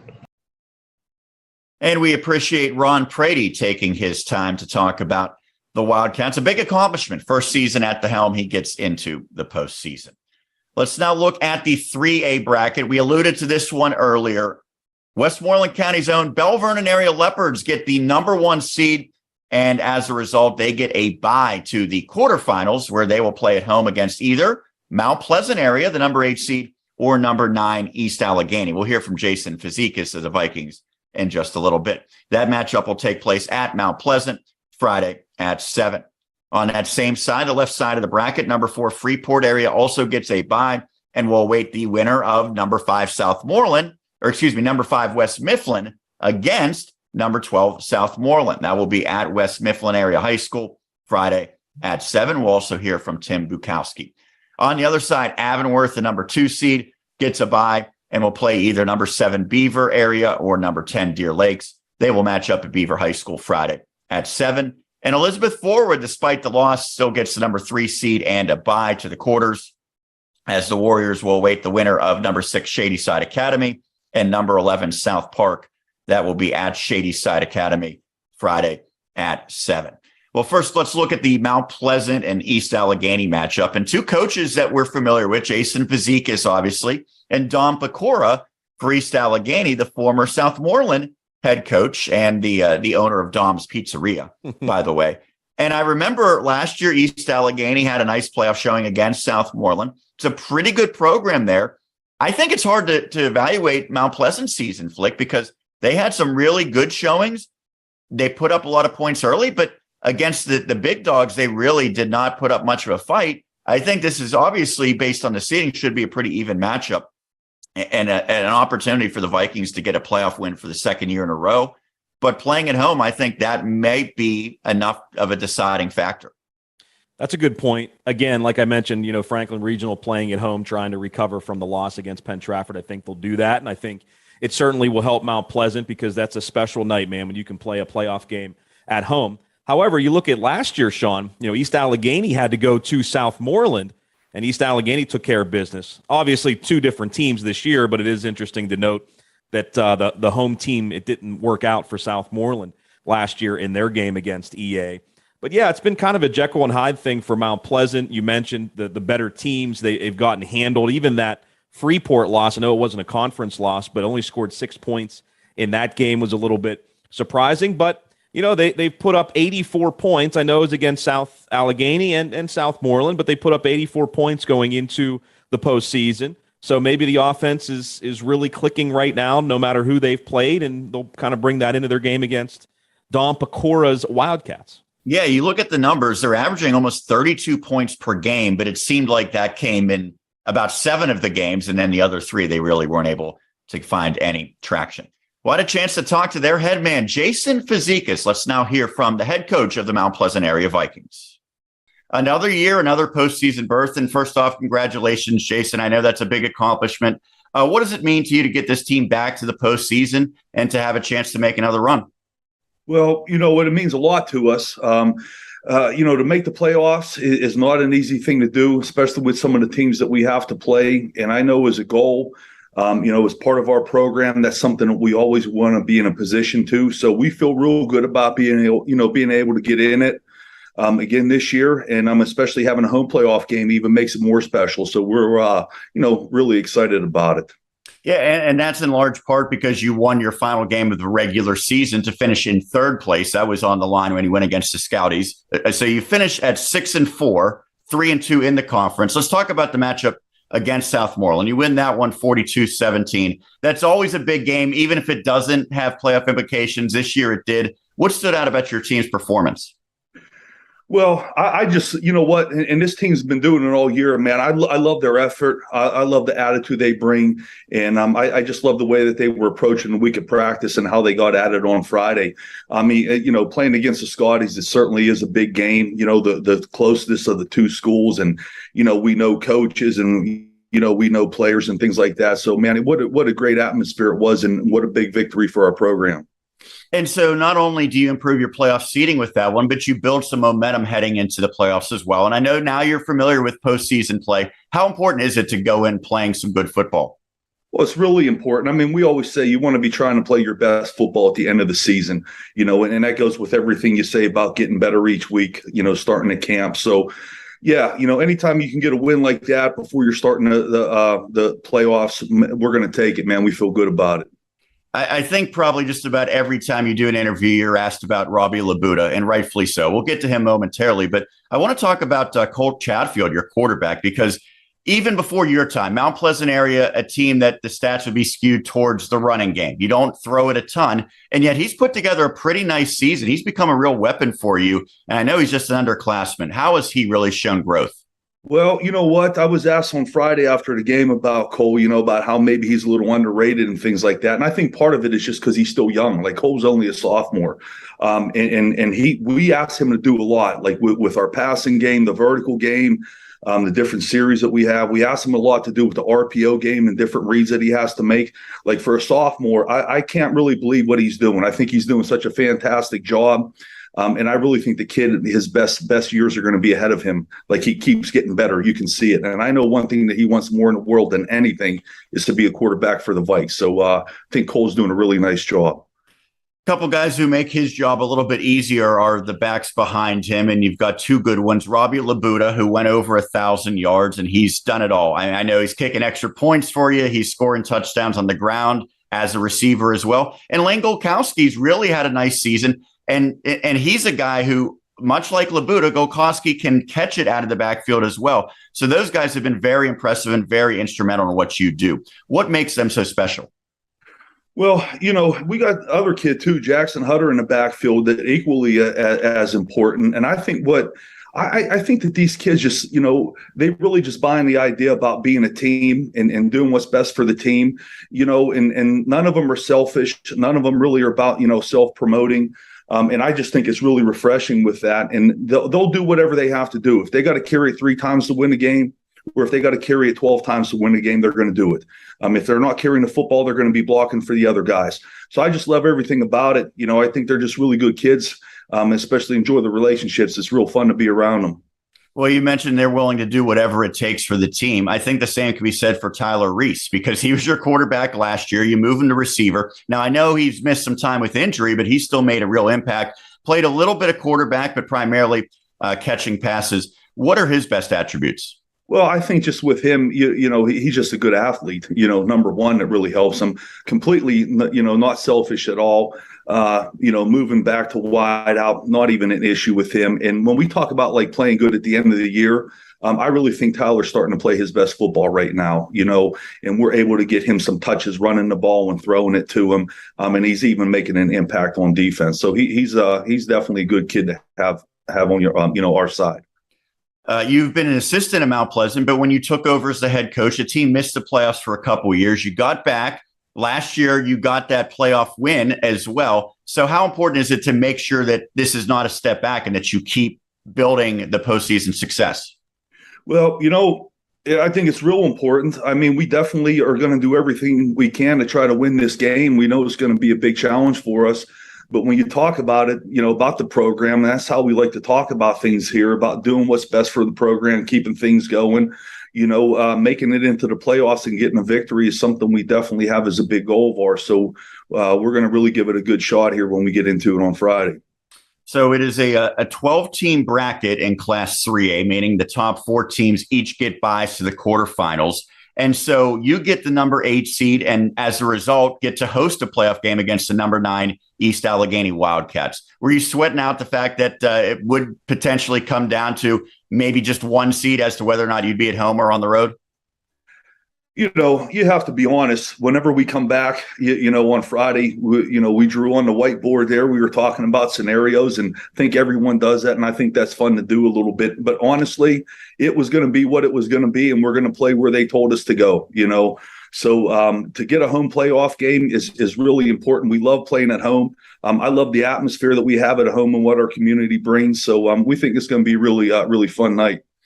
In theory, the 8 versus 9 should be the most evenly matched first round game. And so East Allegheny, I know, has had a good season. Now they're coming off of a tough loss, but they've had some impressive victories as well. When you look at them, what stands out about the Wildcats? Well, number one with them is their athleticism. I think they got a lot of athletes, and I think that's how they try to play it on offense and defense. So I think number one, that's going to be the biggest challenge right there, is trying to have a good plan, what we're going to do against them, and what we can do to limit them. I know you have some familiarity with their head coach, Don Pecora, a good friend of us here at the Westmoreland Sports Network, a guy who coached at Southmoreland before taking over at EA. So what's your relationship like with him, and what are maybe some of his tendencies that you then subsequently see in his teams? Well, I'll tell you, it's been a few years since we played against him. I remember I was on staff with and we played against him a couple years in a row with Southmoreland. Remember, he had some really talented wideout kids, some skilled kids. They were really tough team then. And I think we last played EA was back in 2013. And I think maybe he was the head coach there at that time. So we do have a bit of a history there going against him. But I think it's well known that he does a good job. He gets at it, coaches his kids real well. And we know they're going to be ready to play. I know you mentioned that they have some athletes, some skill guys. What are the biggest keys on your side to victory? Well, we always say it, right? We want to, number one, take care of ourselves. We want to make sure that we have, what we want to do and kids in the right spots, that we're going to practice that way. And then the second thing, like you said, what we feel like we got to take away on both sides of their ball, that's what we're going to try to do. So those will be some keys for us. Try to limit what they can do and make sure that we have ourselves ready to go. Lastly, you play all season to get to the playoffs, and to get a home game in the playoffs, you have that opportunity to play in front of your fans at Mount Pleasant. How special is that? Really special. That's like I said, you love playing at home. A lot of people always comment to us about just what a show it is at Mount Pleasant, like with our band and our cheerleaders, and there's always a lot of people there. There's always a lot of excitement. I just think it's a good environment, man. I just think it's a fun place to play. And, anytime that you can play at home, you don't get a lot of home games when you look at a year, so everyone's going to be special, man. Playoffs even adds a little bit to it. So we're definitely looking forward to it. Well, Jason, we are as well. Once again, congratulations on getting back to the playoffs. Good luck on Friday as well.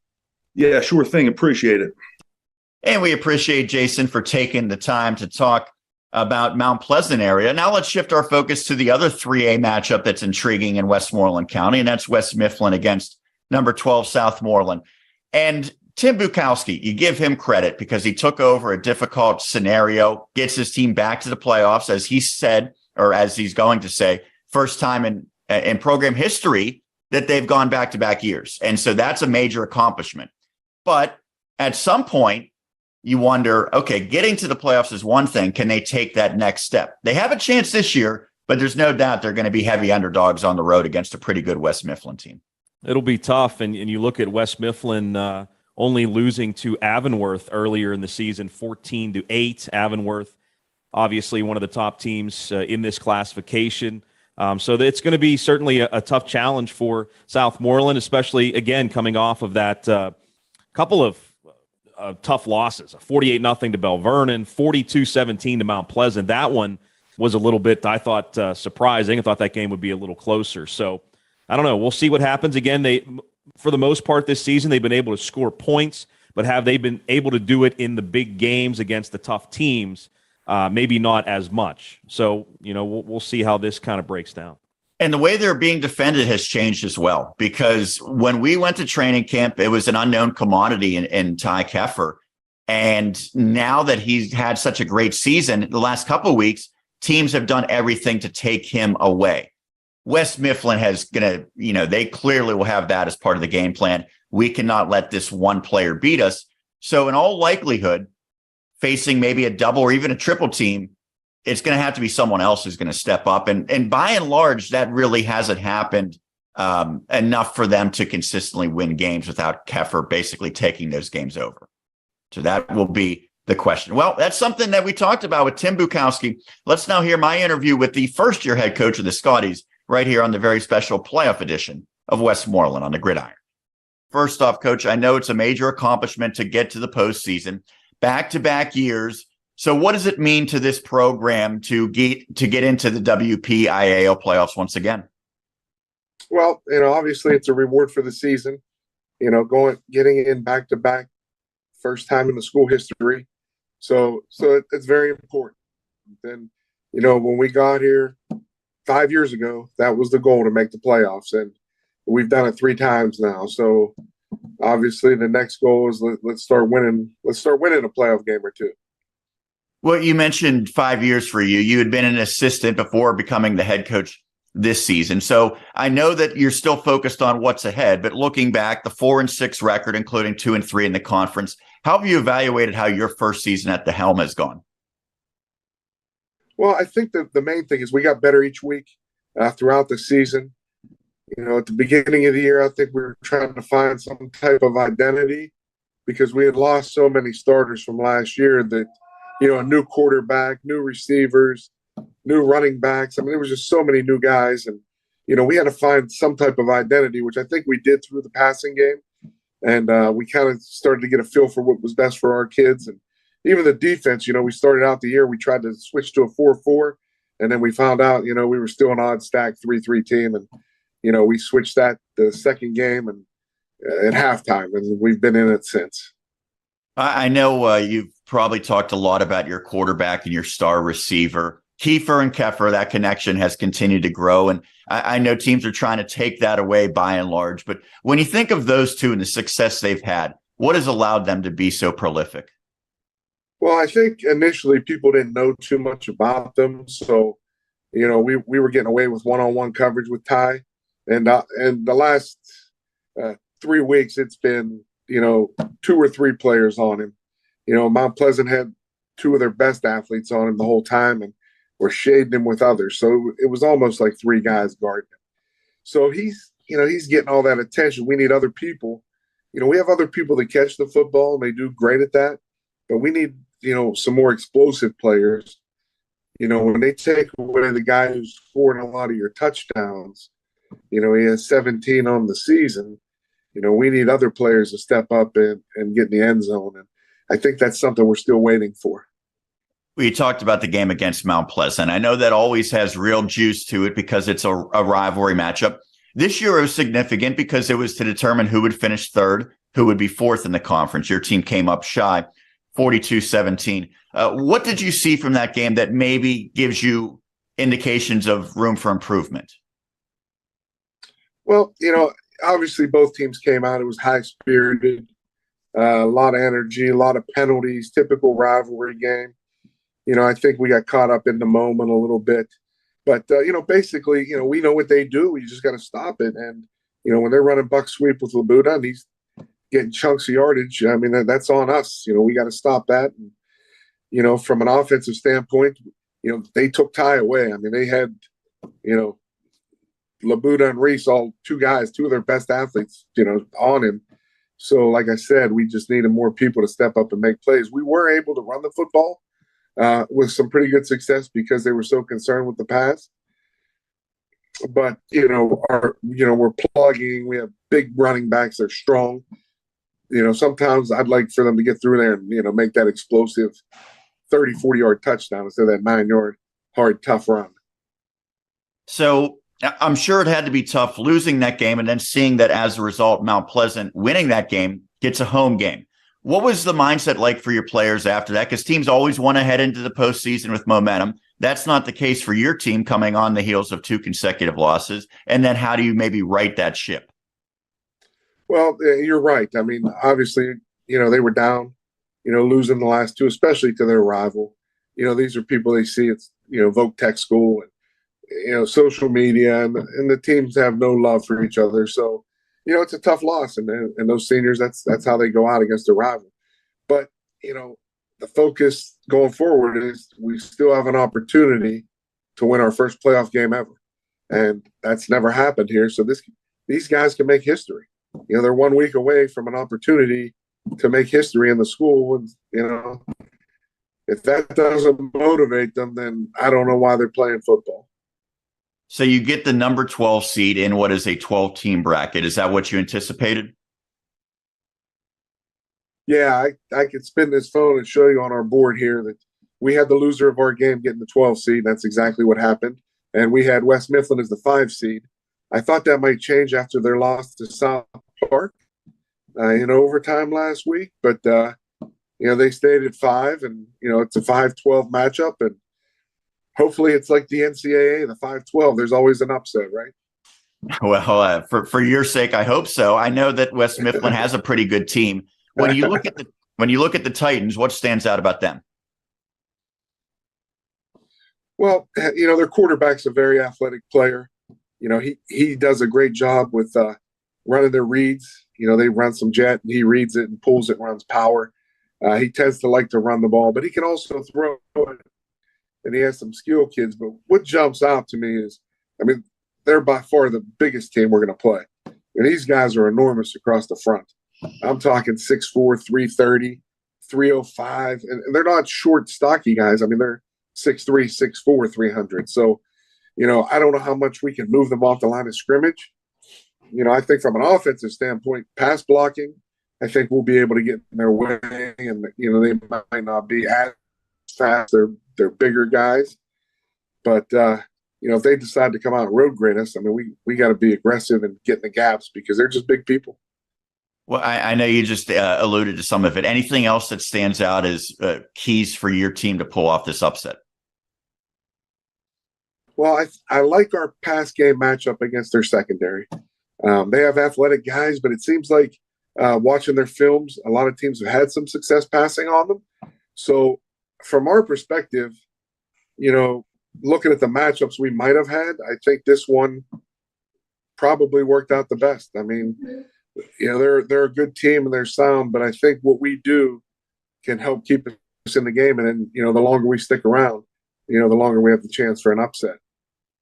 Well, Tim, fingers crossed. I know it would mean so much to get that playoff win, but as you mentioned, getting to the playoffs back-to-back years, that's a historic accomplishment in its own right. Thank you so much for taking the time, and good luck on Friday. Hey, thanks, Sean. We appreciate the coverage. Absolutely. Tim Bukowski, first-year head coach of the Southmoreland Scotties, as we continue right here on our very special playoff edition of Westmoreland on the Gridiron. The Collision Shop by Jason. For all things auto body repair, our experienced technicians and state-of-the-art facilities have you covered on both passenger and heavy-duty vehicle repairs, including scratches, scrapes, and dents, free estimates, body repairs, welding, refinishing, glass replacement, and more. Our all-new alignment and calibration shop has the tooling, equipment, and staffing to ensure top-quality alignment and calibration adjustments for your vehicle. Our friendly office staff is more than happy to assist you through every step of your vehicle's repair process. Visit thecollisionshopbyjason.com for our complete list of services. D'Annunzio's Italian Restaurants is open 7 days a week at all 3 of our locations, Jeanette, Monroeville, and Latrobe. We invite you to join us for our specials. Monday, the special is spaghetti. Tuesday, it's raviolis. Wednesday, it's lasagna. And Thursday, it's chicken parmesan or chicken romano. Be sure to try our drink specials and our fabulous desserts. And remember, we also have takeout available at all 3 locations. Hi, Westmoreland sports fans. This is Al Gallardo, financial advisor with Lincoln Investment and longtime Westmoreland County resident. Whether it's a traditional or Roth IRA, 403B or 457 plan, mutual funds, ETFs, stocks, or bonds, I can help you navigate the markets and assist you in achieving all of your goals. Call me at 724-309-8337 or email me at agallardo@lincolninvestment.com and we'll get started together. Good luck to all of the area's athletes and coaches this season.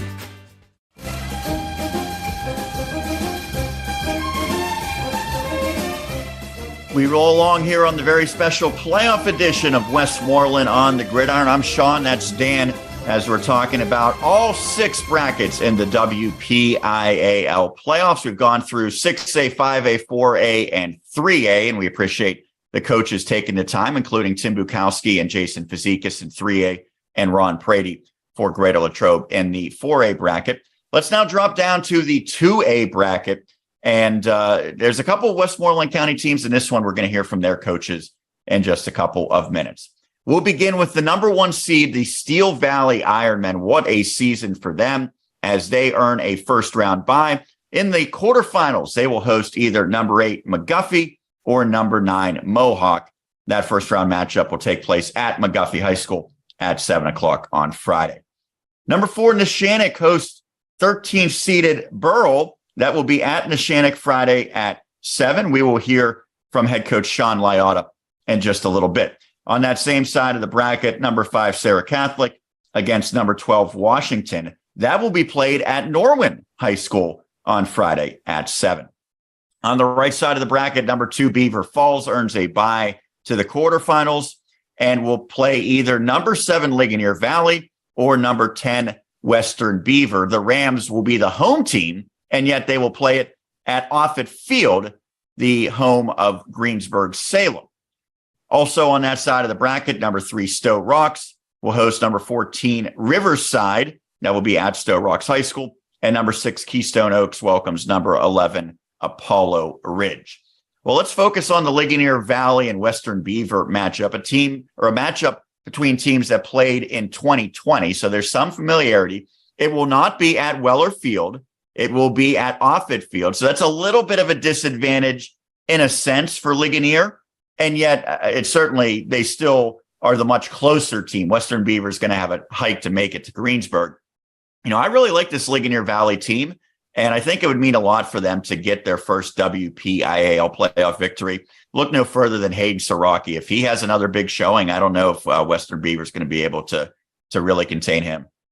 Yeah, and he just does it in so many different ways. I mean, they can, split him out as a wide receiver. He can run the football, obviously, and he just can beat you in a bunch of different ways. And I think this should be a really, really good game. I mean, both teams, 7-3, good records. You mentioned Western Beaver out of the Midwest Conference at 4-3, and Ligonier Valley at 5-2 out of the Allegheny Conference. And yeah, I mean, it's a shame they can't play at Weller, but I guess the WPIL wants the game to be on turf, right? I mean, is that basically the reason? Well, that's something that Roger Beidel talked about, and there's a couple of reasons, and he's not sure which the reason actually is. But This is not, it might be new for his players, but he's played it off it with Ligonier Valley a few times over the years. So it's something that he's used to.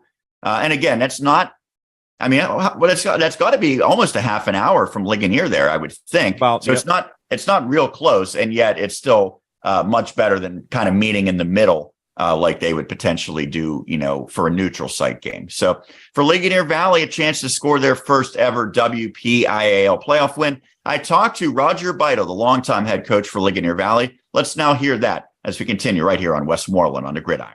I know it's been a very successful transition to the WPIAL, back-to-back years in the playoffs. How much does that mean to this program? Well, first off, thanks for having me, Sean. I mean, it's everything. It's what you work for. You set out that you begin the season with your goals set on winning a conference championship. Only one person can do that. And then the second goal is to qualify for the playoffs. And then obviously, getting an opportunity to compete or be in a championship game is the next thing. So, whenever you're a goal-oriented type program, and that's one of the things that you preach to your kids and you reach one of those goals, it's very satisfying. Your team has a record of 7-3, and you've been playing some good football recently, winning 2 straight games. When you look at the season as a whole up to this point, what are maybe some of the strengths that your team has shown?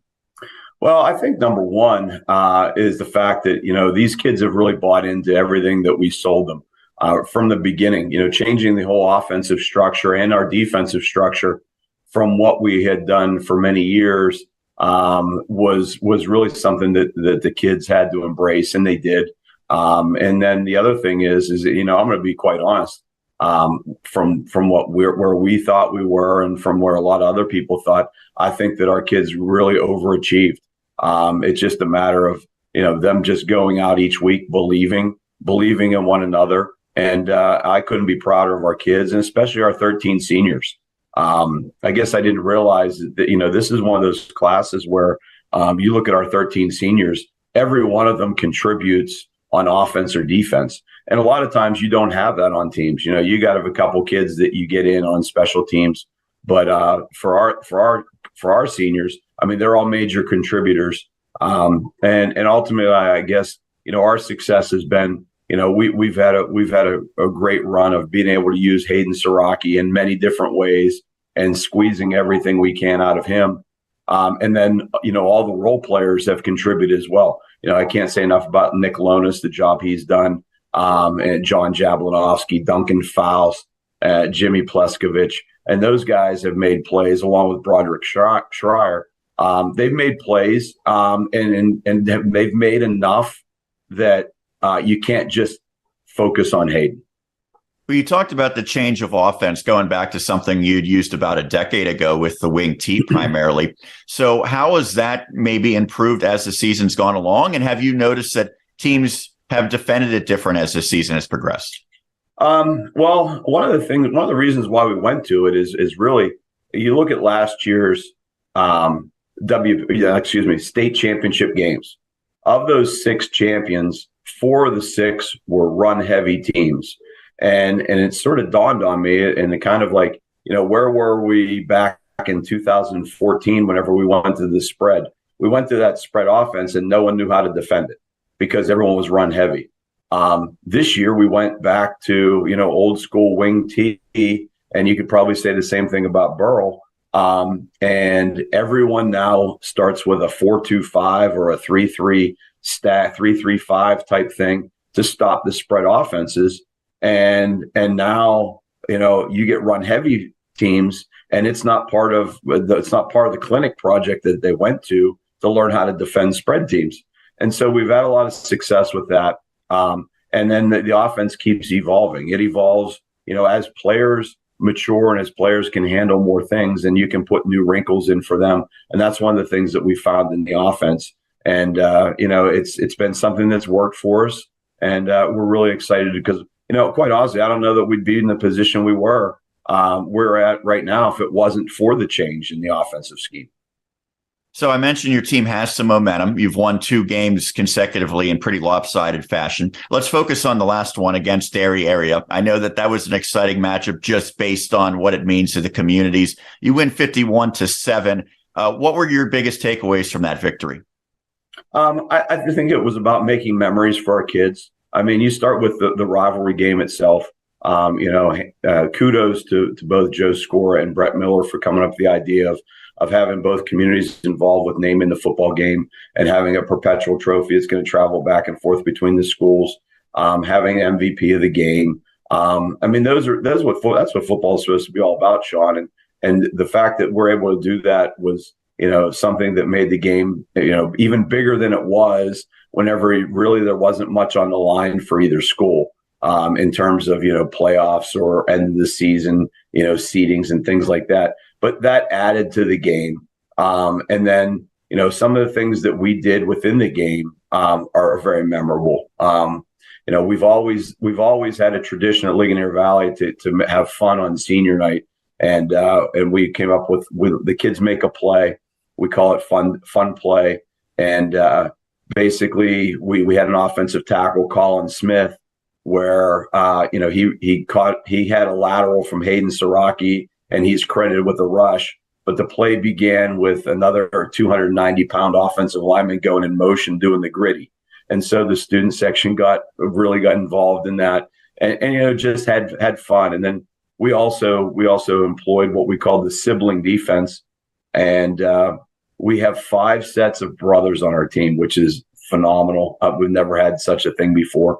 And at halftime, I said to the coaches, I said, why don't, I know firsthand from my experience as a dad that, I had a freshman and a senior that played at the same time. And one of their greatest memories is that they got to share the field together.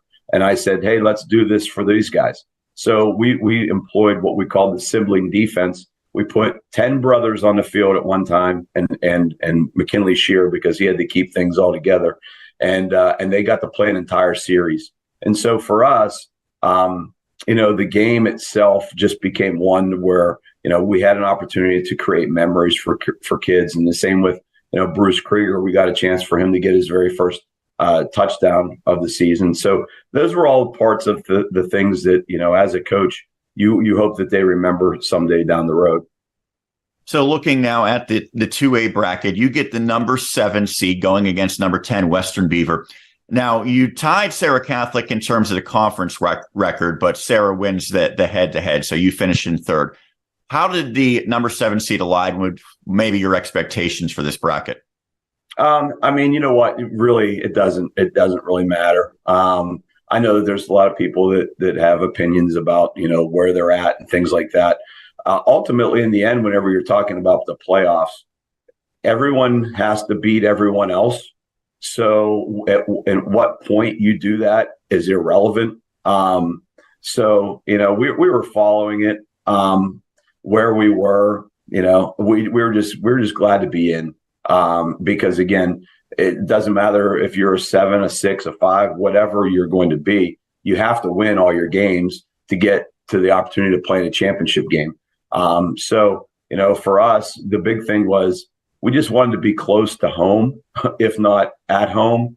And that worked out because, I can tell you last year, and it's not an excuse because we didn't play well at all, but it's like we never got off the bus after that 2.5-hour trip that we had all the way out to Southside Beaver.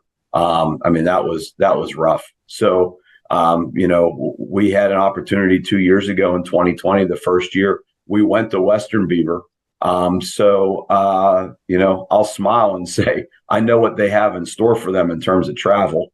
And from my standpoint, I'm not feeling too badly about it.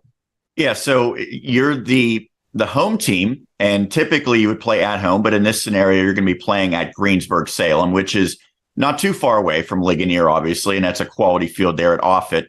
So what went into that, and how do you maybe prepare your team to play on a field that they had not played on all season long? Well, fortunately, we play enough on turf field that they're accustomed to that, and our experience has been that we're familiar with Offutt Field from 16, 17, and 18. We used that facility quite a bit whenever our facilities were unusable during our playoff runs. We'd go there for practices, and we even went there in 2019 and played a first round playoff game there. And so we're familiar with it, but again, it's difficult for us because there's one of two reasons that our facilities were not deemed accessible. It's either because our lack of turf or the fact that we're not ADA compliant. That'd be a question more for the WPIAL why they decided that, because I'm sitting here and saying, well, if it's about turf, well, we went to Southside Beaver last year, 2.5 hours away, played on a horrible grass field in a facility that barely had enough water for showers. And I know that we can get their players showered in our facility. And if it's ADA compliance, then we've been able to deal with that as well by having people, giving them opportunities to be on our track and things like that. But it's a shame that in my career, Sean, this is the third time that our kids have earned the opportunity to play home playoff games, and our facilities have taken that away, not only from our kids, but also our community. Whenever you think about all the revenue lost and all the opportunities that people could have had in terms of local businesses, it's really a shame. Well, you talk about some familiarity with Western Beaver, playing them a couple years ago. They have a good record, 7-3 as well. When you look at them on film, what do they do well? Very athletic. So I don't know if you're familiar with them or not, but they have a co-op with Lincoln Park, the performing arts / basketball school that's located up there, and they have a co-op, and a lot of those kids from that co-op are part of the Western Beaver football program. And that's the very first thing that pops off the film, are just the athletes that they have. They have a fantastic running back, over 1,000 yards rushing. They have a big, strong quarterback who can really sling the ball down the field. And then they have some very athletic receivers on the offensive side. On the defensive side, they employ the same type of thing defensively, is that they just use their athletes. They blitz like, their tails are on fire. They just bring in everybody, working on their athleticism in the secondary to play you man and just challenge everything that you have. The good thing is that they're similar to like a Sarah Catholic, only without the same amount of size. This is one of those teams that we're going to play where I can honestly say that we're not outsized for once. But that's part of what they do, is that they just bring pressure and use those athletes. So, we have to do a good job of number one, not beating ourselves. That's the most important thing. And in controlling what we can control, long sustained drives, and turn those into scoring opportunities. Lastly, we know there's some really good teams in this bracket. You saw Steel Valley, which is the number 1 seed, Beaver Falls, Stowe Rocks.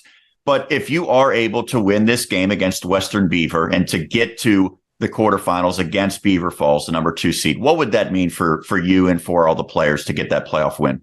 Well, I think it's one of the things that's really important is that would actually be the very first win in WPIAL history for Ligonier Valley football. And with everything that these kids have done this season, excuse me, that would be the last, a really great feather in their caps of what they've been able to accomplish this year. It would mean a lot to us. And, but one of the things that we like to do is we just say, hey, trust the process. It'll take care of itself. And we're just really fortunate we have an opportunity to compete and do things that a lot of people haven't done. And, 7-3, getting to the playoffs, great season so far, but, now we're in bonus football. Well, Roger, thanks so much for taking the time. Congratulations once again on getting in the postseason, and good luck on Friday. All right. Thank you. Thank you, Sean. Go Rams. We appreciate Roger Beidel for taking the time. Now let's look at the other Westmoreland County matchup in this 2A classification, the Borough Buccaneers. And again, the big question, they're the number 13 seed against number 4 Neshannock. Borough has a style of offense that is difficult to defend. And yet, if they're not at full strength, they won't be able to run that offense like we've seen. And so Devin Beatty, one of the players who is banged up, Brothers, who is maybe their best defensive player, also banged up. So it's something that you just really don't know. And Coach Liotta maybe doesn't even know who he's going to have at his disposal. So I think that's a big question looming in that matchup. Yeah, we saw Brothers actually, wasn't he banged up against Ligonier Valley? He got injured in that game. He's so good defensively, too. He is, man, leading tackler. So that would be a huge loss, and we all know how big of a loss Devin Beatty would be. Certainly, he has been the absolute workhorse for Burrell. And they go up against the Neshannock team, Sean, that is absolutely rolling right now. 55-6, 39-0, 42-0, 40-21, and 42-12 coming into the postseason. Their last loss was against Beaver Falls when they actually got shut out. That was impressive showing by Beaver Falls. But they're humming right now coming into the playoffs. And again, if Burrell isn't at full strength, it'll certainly be a huge challenge for the Bucks, even if they are at full strength. Yeah, I think their best bet is to really shorten that game by keeping it on the ground and not giving Neshannock the football. I mean, if it's a a game where, each team gets 4 possessions, then maybe Burrow has a chance. If Neshannock's getting the ball 10, 12 times, I don't think there's any chance for the Buccaneers to stop them with any regularity. Well, it's something that I talked about with their head coach, Sean Liotta. Let's now hear from the head man for the Burrow Buccaneers. First off, Sean, congratulations on getting to the postseason with the Buccaneers back-to-back years. I know that's a big accomplishment. When you think back to what allowed this team to make the postseason, what really stands out? Well, it's the effort of our kids. I think our kids have done an excellent job all season. I'm proud of the way that they've come to work every day and continue to improve and get better. And, their work ethic and dedication to the program really is the reason we're where we're at. We have great kids here, tough kids, hard-nosed kids, and, playing our style of football that has got us in a position now where, we feel good about heading up here to Neshannock here in the first round. So you have a record of 6-4, but you really stacked wins together early in the season, winning 5 of your first 6. How important was that now looking back that you got off to that good start and banked some of those wins early? Well, I guess it's, last year we kind of banked them late, and this year I think we were very consistent. When you look at our season as a whole, I think we were a good football team the entire season, really. You look at our losses, our only losses really came to, a Sarah Catholic team that we were tied at the half with, and we had about a 4-minute stretch where we, gave up a big play and had a turnover that allowed them to kind of separate. Then you look at the Ligonier Valley game. Ligonier never stopped us until we had a touchdown called back on a hold, there. And then by that time, there was probably about 9 minutes left in the game, when they, and it turned, the game kind of turned their way. So, that's another one that certainly we were right there. Our kids played really well. And obviously the Steel Valley game, Steel Valley, no one's competed with them. And we certainly didn't either. But this past week, we dealt with a lot of injuries, and, we had our top 3 rushers out of the game, Sean. We had our top linebacker didn't play beyond a minute or two. So, we really were kind of banged up there, but I was really proud of the way our kids battled Friday. We went down, took the lead 8-7. They're late in the game. I think there was about 4 minutes left in the first half, and they returned a kickoff on us for a touchdown. So, it was just one of those things where Apollo made some plays when they needed to. And, our kids battled tough, but we were just kind of depleted a little bit there on Friday. But so as a whole, I'm pleased with it. We've been in every football game. We've been competitive, and, we like where we're at right now.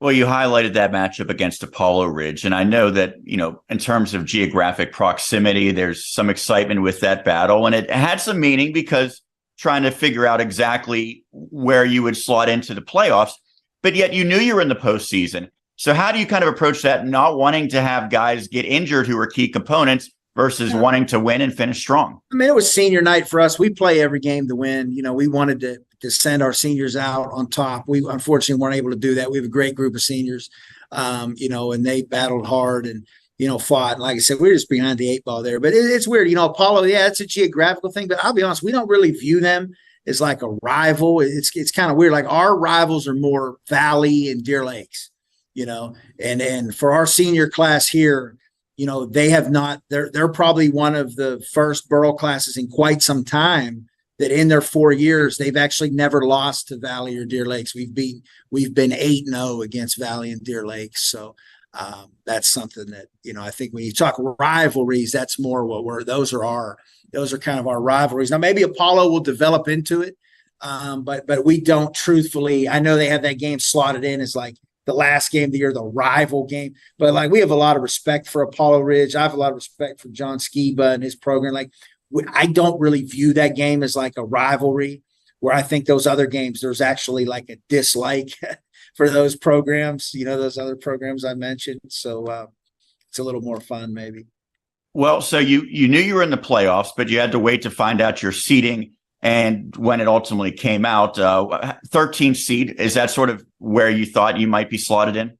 Hey, why not? You got a 13, 14, 12, 11, 10, 9, 8. You got to win them all, right? If the goal is you go in and win. And, every team that's in this tournament is a good team. Every team that's in this tournament deserves to be in the tournament.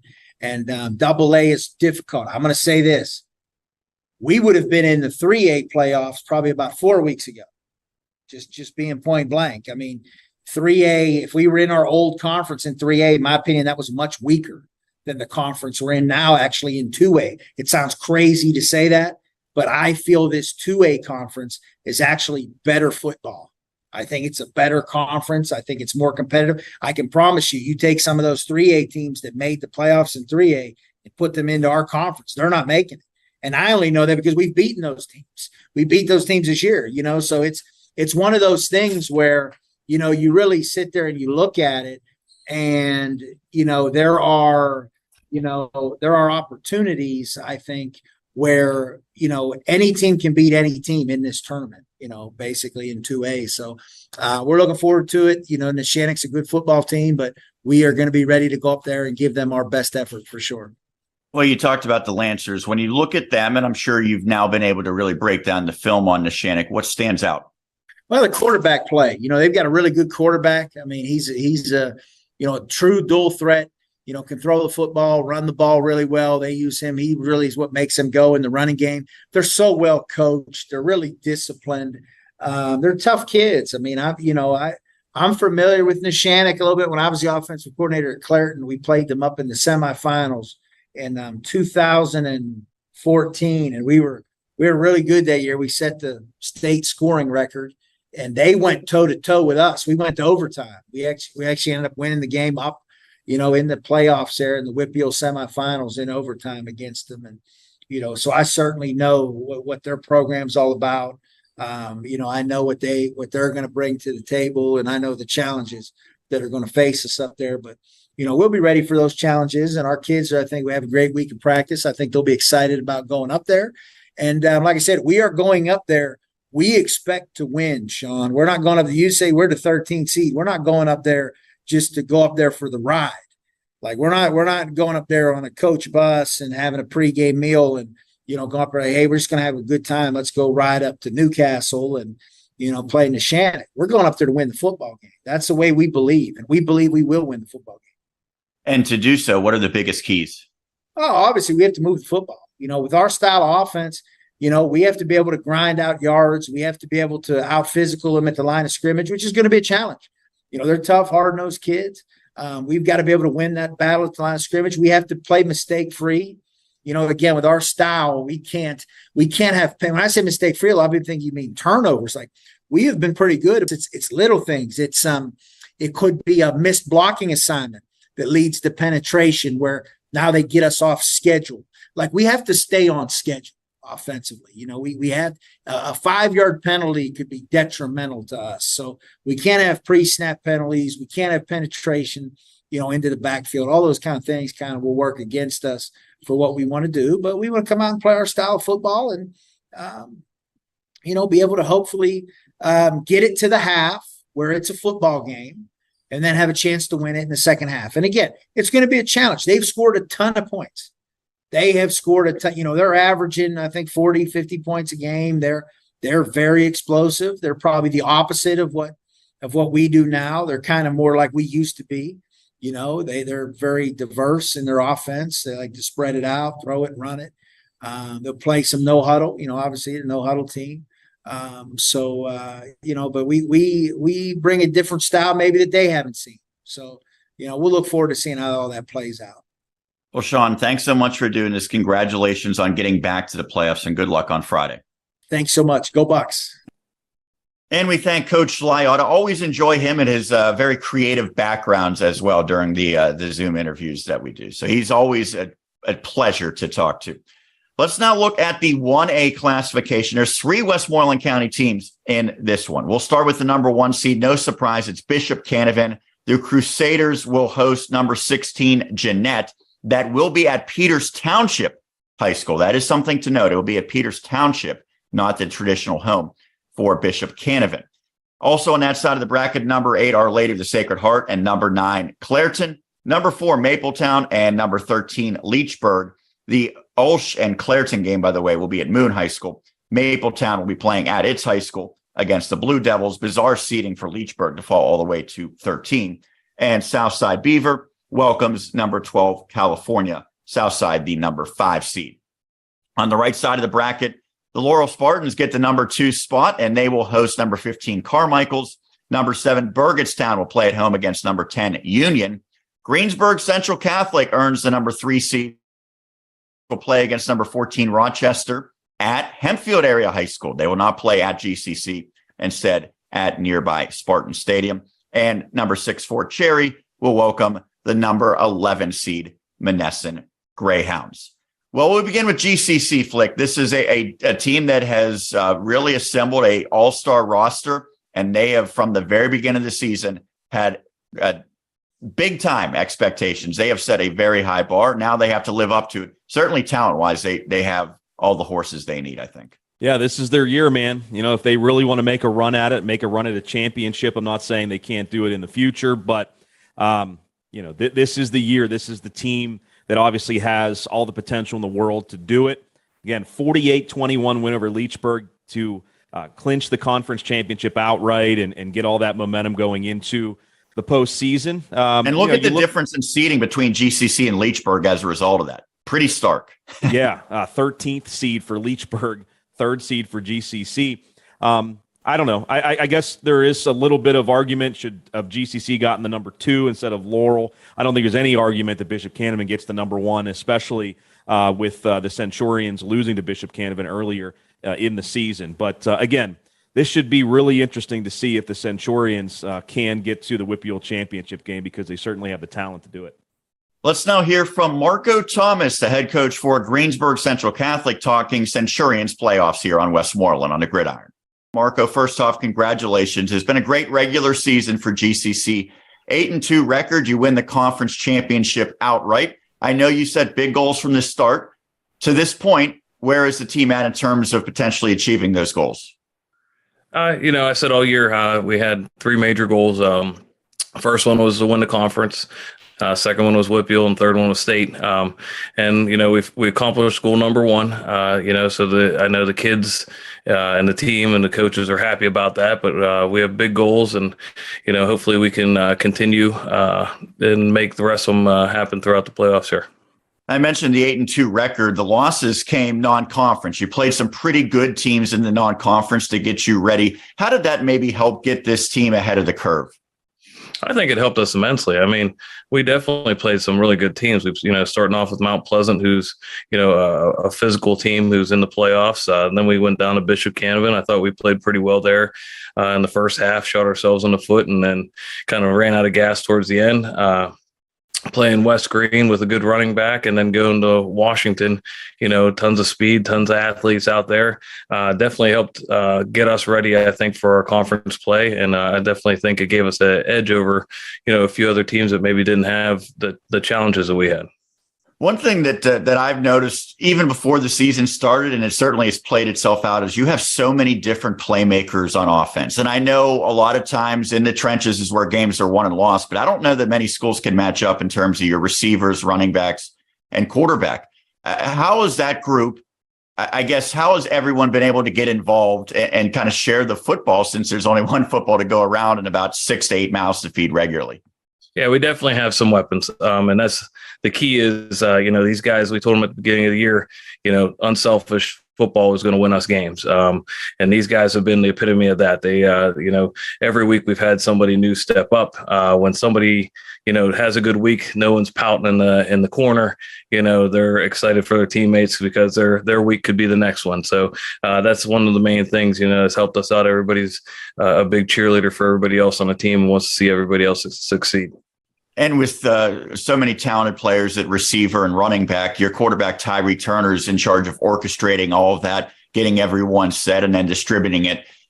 He has grown quite a bit from a year ago. What have been his biggest strides? Basically, he's just a little more comfortable with the offense. He got a year under his belt.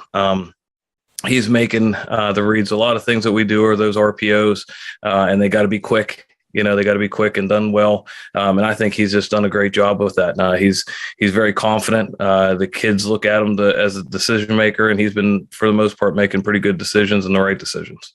I know earlier in the season, even in some wins, you were giving up a decent amount of points. You mentioned that game against Mount Pleasant that comes to mind. But more recently, you had, I think, 3 consecutive shutouts and did pretty well against Leechburg as well. So how has the defense improved, and maybe who are some of the guys that really stand out on that side of the ball?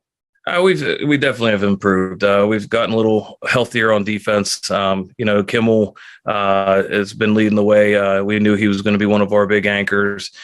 Same with when we got Nick DeLugos back. Both of them kind of have been playing that defensive end, and it's tough to just focus on one of those guys. Our linebackers have been doing well, led by Hill and Shawley. And then, just overall, I think the secondary's played really well. We've really tightened it up and the run defense as well. So everything's just starting to come together. It just took us a little longer than we anticipated. So you mentioned one of the goals was to win the conference, and you had already been guaranteed at least a share or potentially a 3-way share of the conference heading into the final game of the season. But then you knock off Leechburg to win it outright. How important was that to you to get the conference championship outright, and how much do you think it maybe strengthened your resume heading into the playoffs? It's definitely important. We didn't want to share. We definitely wanted, to win it outright. That was one of our goals from the beginning. We wanted to go undefeated in the regular season. I think that definitely helped us in the seedings because, for the most part, they didn't really take care of the Eastern Conference as well as they've had in the past. But we have a 3 seed. We're excited to be there. And we're just excited. Get a home game and then go from there. Well, you mentioned you are the 3 seed, which means you go against number 14 Rochester in the first round. I think it was pretty clear Bishop Canevin was going to be the number 1 seed, and that's the team that did defeat you head to head. But after them, where did you think you were going to slot in? I thought we'd be 3. That's kind of where we were thinking from the beginning. Laurel's had a great year up north. That whole Northern Conference is like a bloodbath up there. Like they are ground and pound type teams. And Rochester's very well tested as well. So we respect what they do. We know we're in for a tough game, especially because they got some big guys up front. They got a lot of nice athletes, and they were able to, they were trailing Clairton earlier this year. We played similar opponent there, and they were able to fight back, score like 22 points in the fourth quarter to come back. So they're a resilient team, and they're definitely going to give us a great test come Friday. Just looking at the bracket as a whole, you mentioned it's kind of weird how for your conference that Leechburg gets the 13 seed despite going 7-3 and having a chance to win the conference championship heading into the final week. How did you kind of evaluate the entire 1A bracket when it came out? I was a little surprised. I was surprised that, Clairton didn't get a home game and, Leechburg had dropped as far as they did. But it is what it is. And when it's all said and done, you're going to have to go out there. You're going to have to play your best game every week. And it doesn't matter who you line up against. If you don't give it your all or play your best, it's not going to happen for you. So we're just going to stress one game at a time and go from there. Well, the team that you're going to line up against is the Rochester Rams. And I know, if nothing else, they have a storied football history and a tradition. And they've been a pretty good team in recent years as well, making some deep runs. When you look at Rochester on film, what jumps out? Physical. They're extremely physical. They got some nice sized kids up front. Their coach has been there for a long time, and he's happy with 3 yards in a cloud of dust. So they're going to come right at you. We got to be able to, buckle down and stop their running attack. Defensively, they haven't been giving up a lot of points. If you go through, they've played, that Northern Conference. Like I said, they got a tough schedule. They don't give up a lot of points. They're very aggressive on defense. They're not a team that's going to roll away, even when they're down by, 15 points, 20 points, whatever it is. They're going to keep on clawing back and do what they do best, and we got to stop it. Well, you mentioned they don't give up a lot of points. It seems like your team scores a lot of points, but now that you're in the playoffs, things typically tighten up a little bit. Are you confident that your team can win any style of game, including a low-scoring affair? That's something that has to be proven still, but I am confident that we can compete with everybody that's in the bracket right now. I love how our guys have been playing. Like I said, I love how unselfish they've been.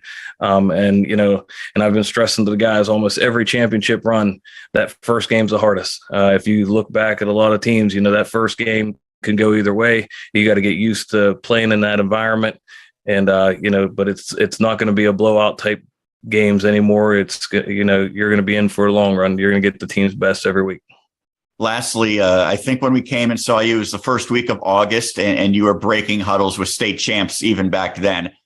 There's no doubt that it seems like you set a high bar. So heading into the playoffs now, and we'll see how it works out for you, would it be a massive disappointment to get anything shy of a WPIAL championship for your squad? Yeah, it is, because you don't set goals that you don't plan to achieve. I'm a big believer in setting the bar high. I really think that if we play our best, we can be down at Acrisure Stadium in a couple weeks. I really do. So it would be disappointing. It definitely would be disappointing. So our goals are going to remain the same. We want to be down at the stadium. We want to be in that state championship game. And we should note, by the way, your playoff game is not going to be at Greensburg Central Catholic. Go into Hempfield area. I'm sure that's not going to be too much of an inconvenience for you guys. It makes sense. I'm sure that's not going to be too much of a factor then. No, not at all. And honestly, I don't mind getting on the turf, rather than the grass surface. So definitely happy. Well, Marco, thank you so much for doing this. We appreciate your time and good luck heading into Friday. All right. Thanks again for having me. Absolutely. Marco Thomas, the head coach for Greensburg Central Catholic. And we thank Marco for taking the time. On the other side of the bracket, a team that he's very familiar with, the Jeanette Jayhawks, the number 16 seed, will go against the aforementioned Bishop Canevin Crusaders. You saw Bishop Canevin. That is a dominant team. And for Jeanette, no doubt they are backing their way into the playoffs. And I don't think they could have expected much different than a 16 seed.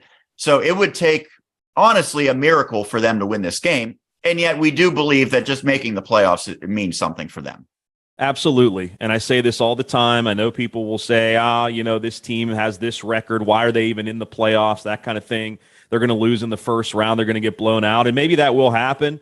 But again, a lot of importance for these teams that are trying to build. And it's weird to say Jeanette is, but obviously we know they are right now, trying to build themselves into annual playoff contenders and annual championship contenders. This is a good first step. For a lot of teams, just making it into the playoffs is a big deal, even if they really don't have a realistic chance of going any further than the first round. But again, congratulations to the Hawks for getting there, and they hope that they can kind of build on this.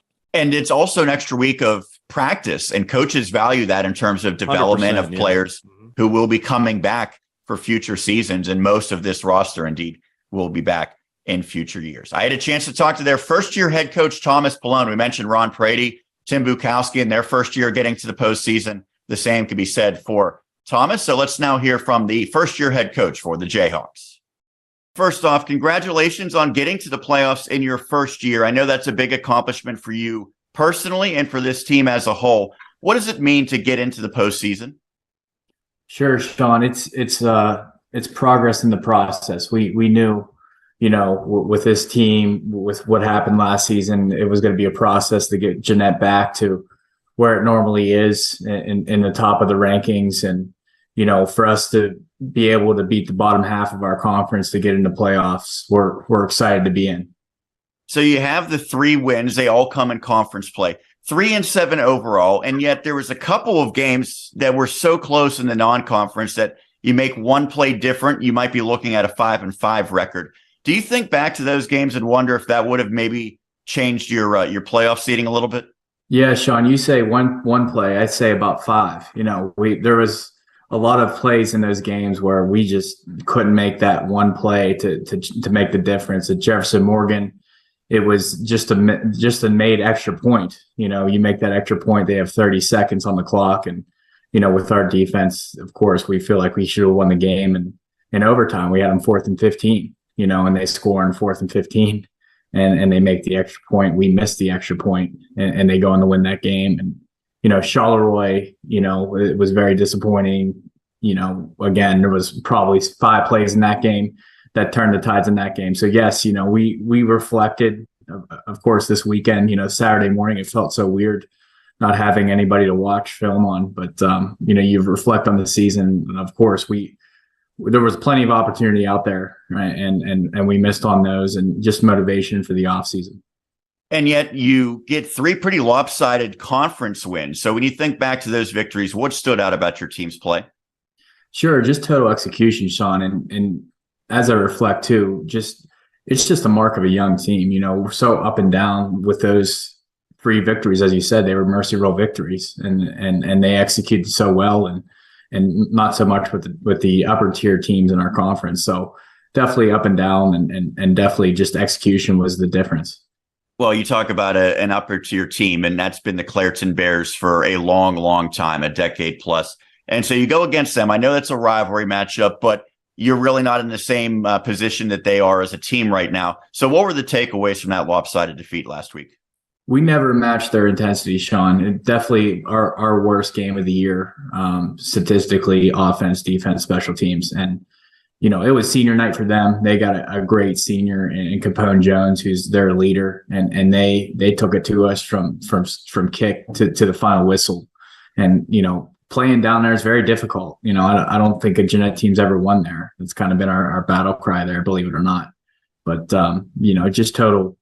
We never matched their intensity, period, and we weren't ready to play. Well, a guy that has been a key component for your team this year is Noah Sanders. And when you look at the numbers, he really stands out as a receiver, as a running back as well. And he's impacted the game in so many ways. What makes him stand out? Just a special player. I mean, he's just a football player, Sean. There's no other way to explain it. He's special with the ball in his hands. He's special without the ball in his hands. And he looks for contact. He's a Sanders kid from Jeanette. What more can you say? There's been plenty of great Sanders that come through our program. They're part of the tradition, and he's just the next one up.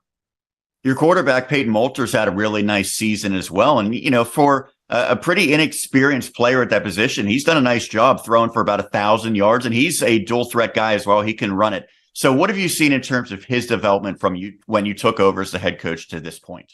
Yeah, it gives me chills to talk about him. I mean, he was a backup quarterback last year.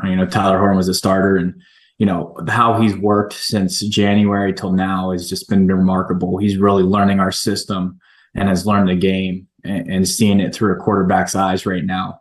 And the sky's the limit for him. He's only a junior. He's only going to get better, and he's really one of the guys we look to, well, especially on our offense. And he's our middle linebacker on defense. He's just a football player. We'll talk about the playoff bracket momentarily, but another team from Westmoreland that is in the 1A bracket is Monessen. And they're interesting because a couple years ago, they couldn't even field a team. The numbers were down. They had lost so many players to transfer and just did not have a lot to begin with. I don't know if Jeanette ever got to quite that same caliber, but when you think of small schools now, it's a real struggle to sometimes even field a team. How have you been able to kind of survive this season with the numbers what they are? Sure. I think Gridiron Central Catholic Monday, I had 14 kids, Sean. So it's definitely, up and down and making practice schedules. I mean, to coach at this level, Sean, you got to be prepared for it, right? One person goes down, you're shuffling the whole deck, because you don't have 3 fullbacks, you don't have 3 quarterbacks, right? You don't have 3 receivers. You're not 3 deep at anywhere. You're maybe not even 2 deep. It's just trying to find the right combination and getting kids out for the team, right? Any capable body in that school needs to be playing football. And it teaches you so much more than just playing football, right? I think there's so many more benefits to football. I just wish everyone would know it. And I think we'd have more kids out, but really just making a program that we're all proud of and people want to play for and the people that are there, and just develop your room, right? We can't go out and get 20 kids in a recruiting class. We need to develop who's there and do it well. Well, I mentioned Monessen because that's a school that has a great winning tradition, and as does Jeanette. And yet that doesn't really necessarily count in terms of getting the numbers up. Is there a belief, however, that as you go on in your tenure at Jeanette, that maybe the numbers will improve a little bit so that you're not so close to kind of the minimum? Yeah, absolutely. I know our major program is a great job. I know the numbers are great down there. I think, just in year 1, we started with 33 kids. Now, some of those kids were the wrong kids, right? They've left the program. But, just to get that interest, I think we do a good job in our off-season program to get kids in the weight room. And once you get them in the weight room, they get hooked. So I do think as time goes on that we'll get, 30 plus should be the norm. In my eyes, we got some really good families with kids that are football families that I know of. The Jones family, the Ponzetti families, of the world. There's other Sanders in the pipeline. So we're we're not too worried about the numbers, but yeah, it's always a concern. Of course, football, you need the numbers. So it's something that we will emphasize as the years go on. So let's talk about this bracket in 1A. I think with the record of 3-7, you probably didn't have delusions of grandeur in terms of your seeding, but you get the number 16 seed and go against the top seed in Bishop Canevin. What did you anticipate in terms of where you might be slotted before the brackets came out? We got what we deserved. I knew right where we'd be at. We lost to Jefferson Morgan, right? Carmichael's got the 15, where we got the 16. That Carmichael's is from that conference. I mean, very, very fair in the seedings. We got what we deserved. And we go to the defending champ. And thankfully it's played at Peters Township Stadium and not their home stadium. So it'll have a big game atmosphere. Well, Bishop Canevin, you mentioned the defending champion and a team that looks maybe even better this year than they did a year ago en route to the title. When you look at the Crusaders, I'm sure a lot stands out. What do you notice when you watch them? Sure. Great at every position, Sean. They're very well coached. They have their systems in place that I think that Coach Johnson's been over there maybe 2-3 years now. So they're well established in what they want to do, and they have the players to do it. They have two really good quarterbacks. One started this year and one is taken over. He's really athletic. Xavier Nelson, he's probably one of the best players in A, maybe even the WPIAL. They have a really good defensive end, number 13, and what he does. So they have a lot of personnel and they do what they do well. There's nothing tricky about it. They have their system, they run it well, and they're a good football team. Well, I think everyone can honestly say that it's going to take everything going right for you to have a chance against a team like that. But what are the biggest keys? What will you have to do? Sure. Number one, just protect the football. You can't give them any more opportunities than they need. They're going to execute, and we need to find ways to slow them down. And we can't help that situation with giving them the football and turning it over. We've turned it over too much in the last 2 weeks. Even we were -2 against Springdale 2 weeks ago. So we have to limit their opportunities. And just have a great week of practice, be good in all three phases and just do your job and play one snap at a time. I'm sure if you go back a couple of years ago, if I was interviewing Roy Hall, I would have said, well, you have this benefit of all of this playoff experience. He's been there for, a dozen years at the helm of postseason teams, and all the players know nothing but the playoffs.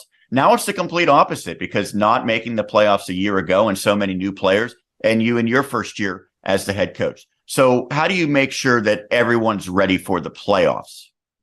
Sure. We've been feeding the kids over the weekend just through our huddle messenger, just, with things that need to do.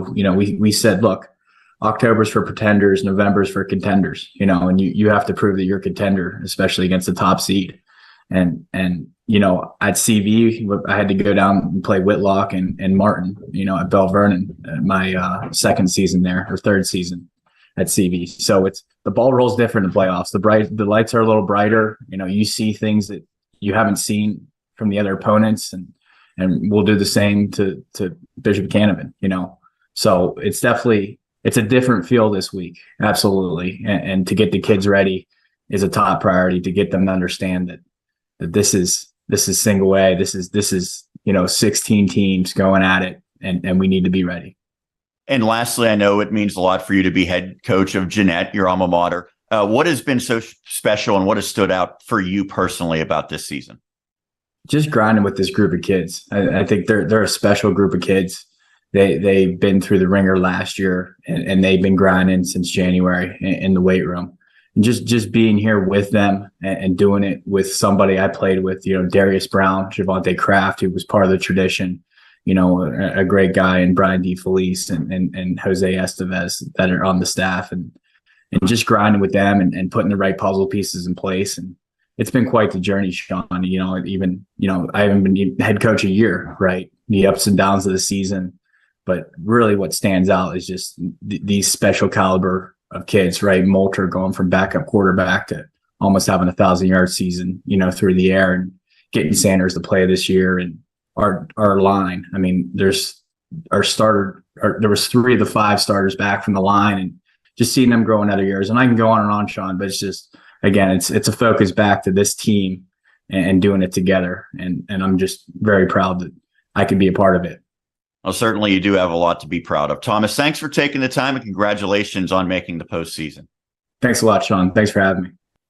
And we appreciate Thomas Pallone for taking the time. So we have talked to 9 different Westmoreland County coaches. And Flick, again, we're going to have a show next week. We're going to hear from Matt Humbert for Bell Vernon area because his team will be ready to begin their postseason. But this should be, some people say this is the most exciting week of the year because these games, every single one of them, there's obviously a lot on the line. If you lose, your season is over.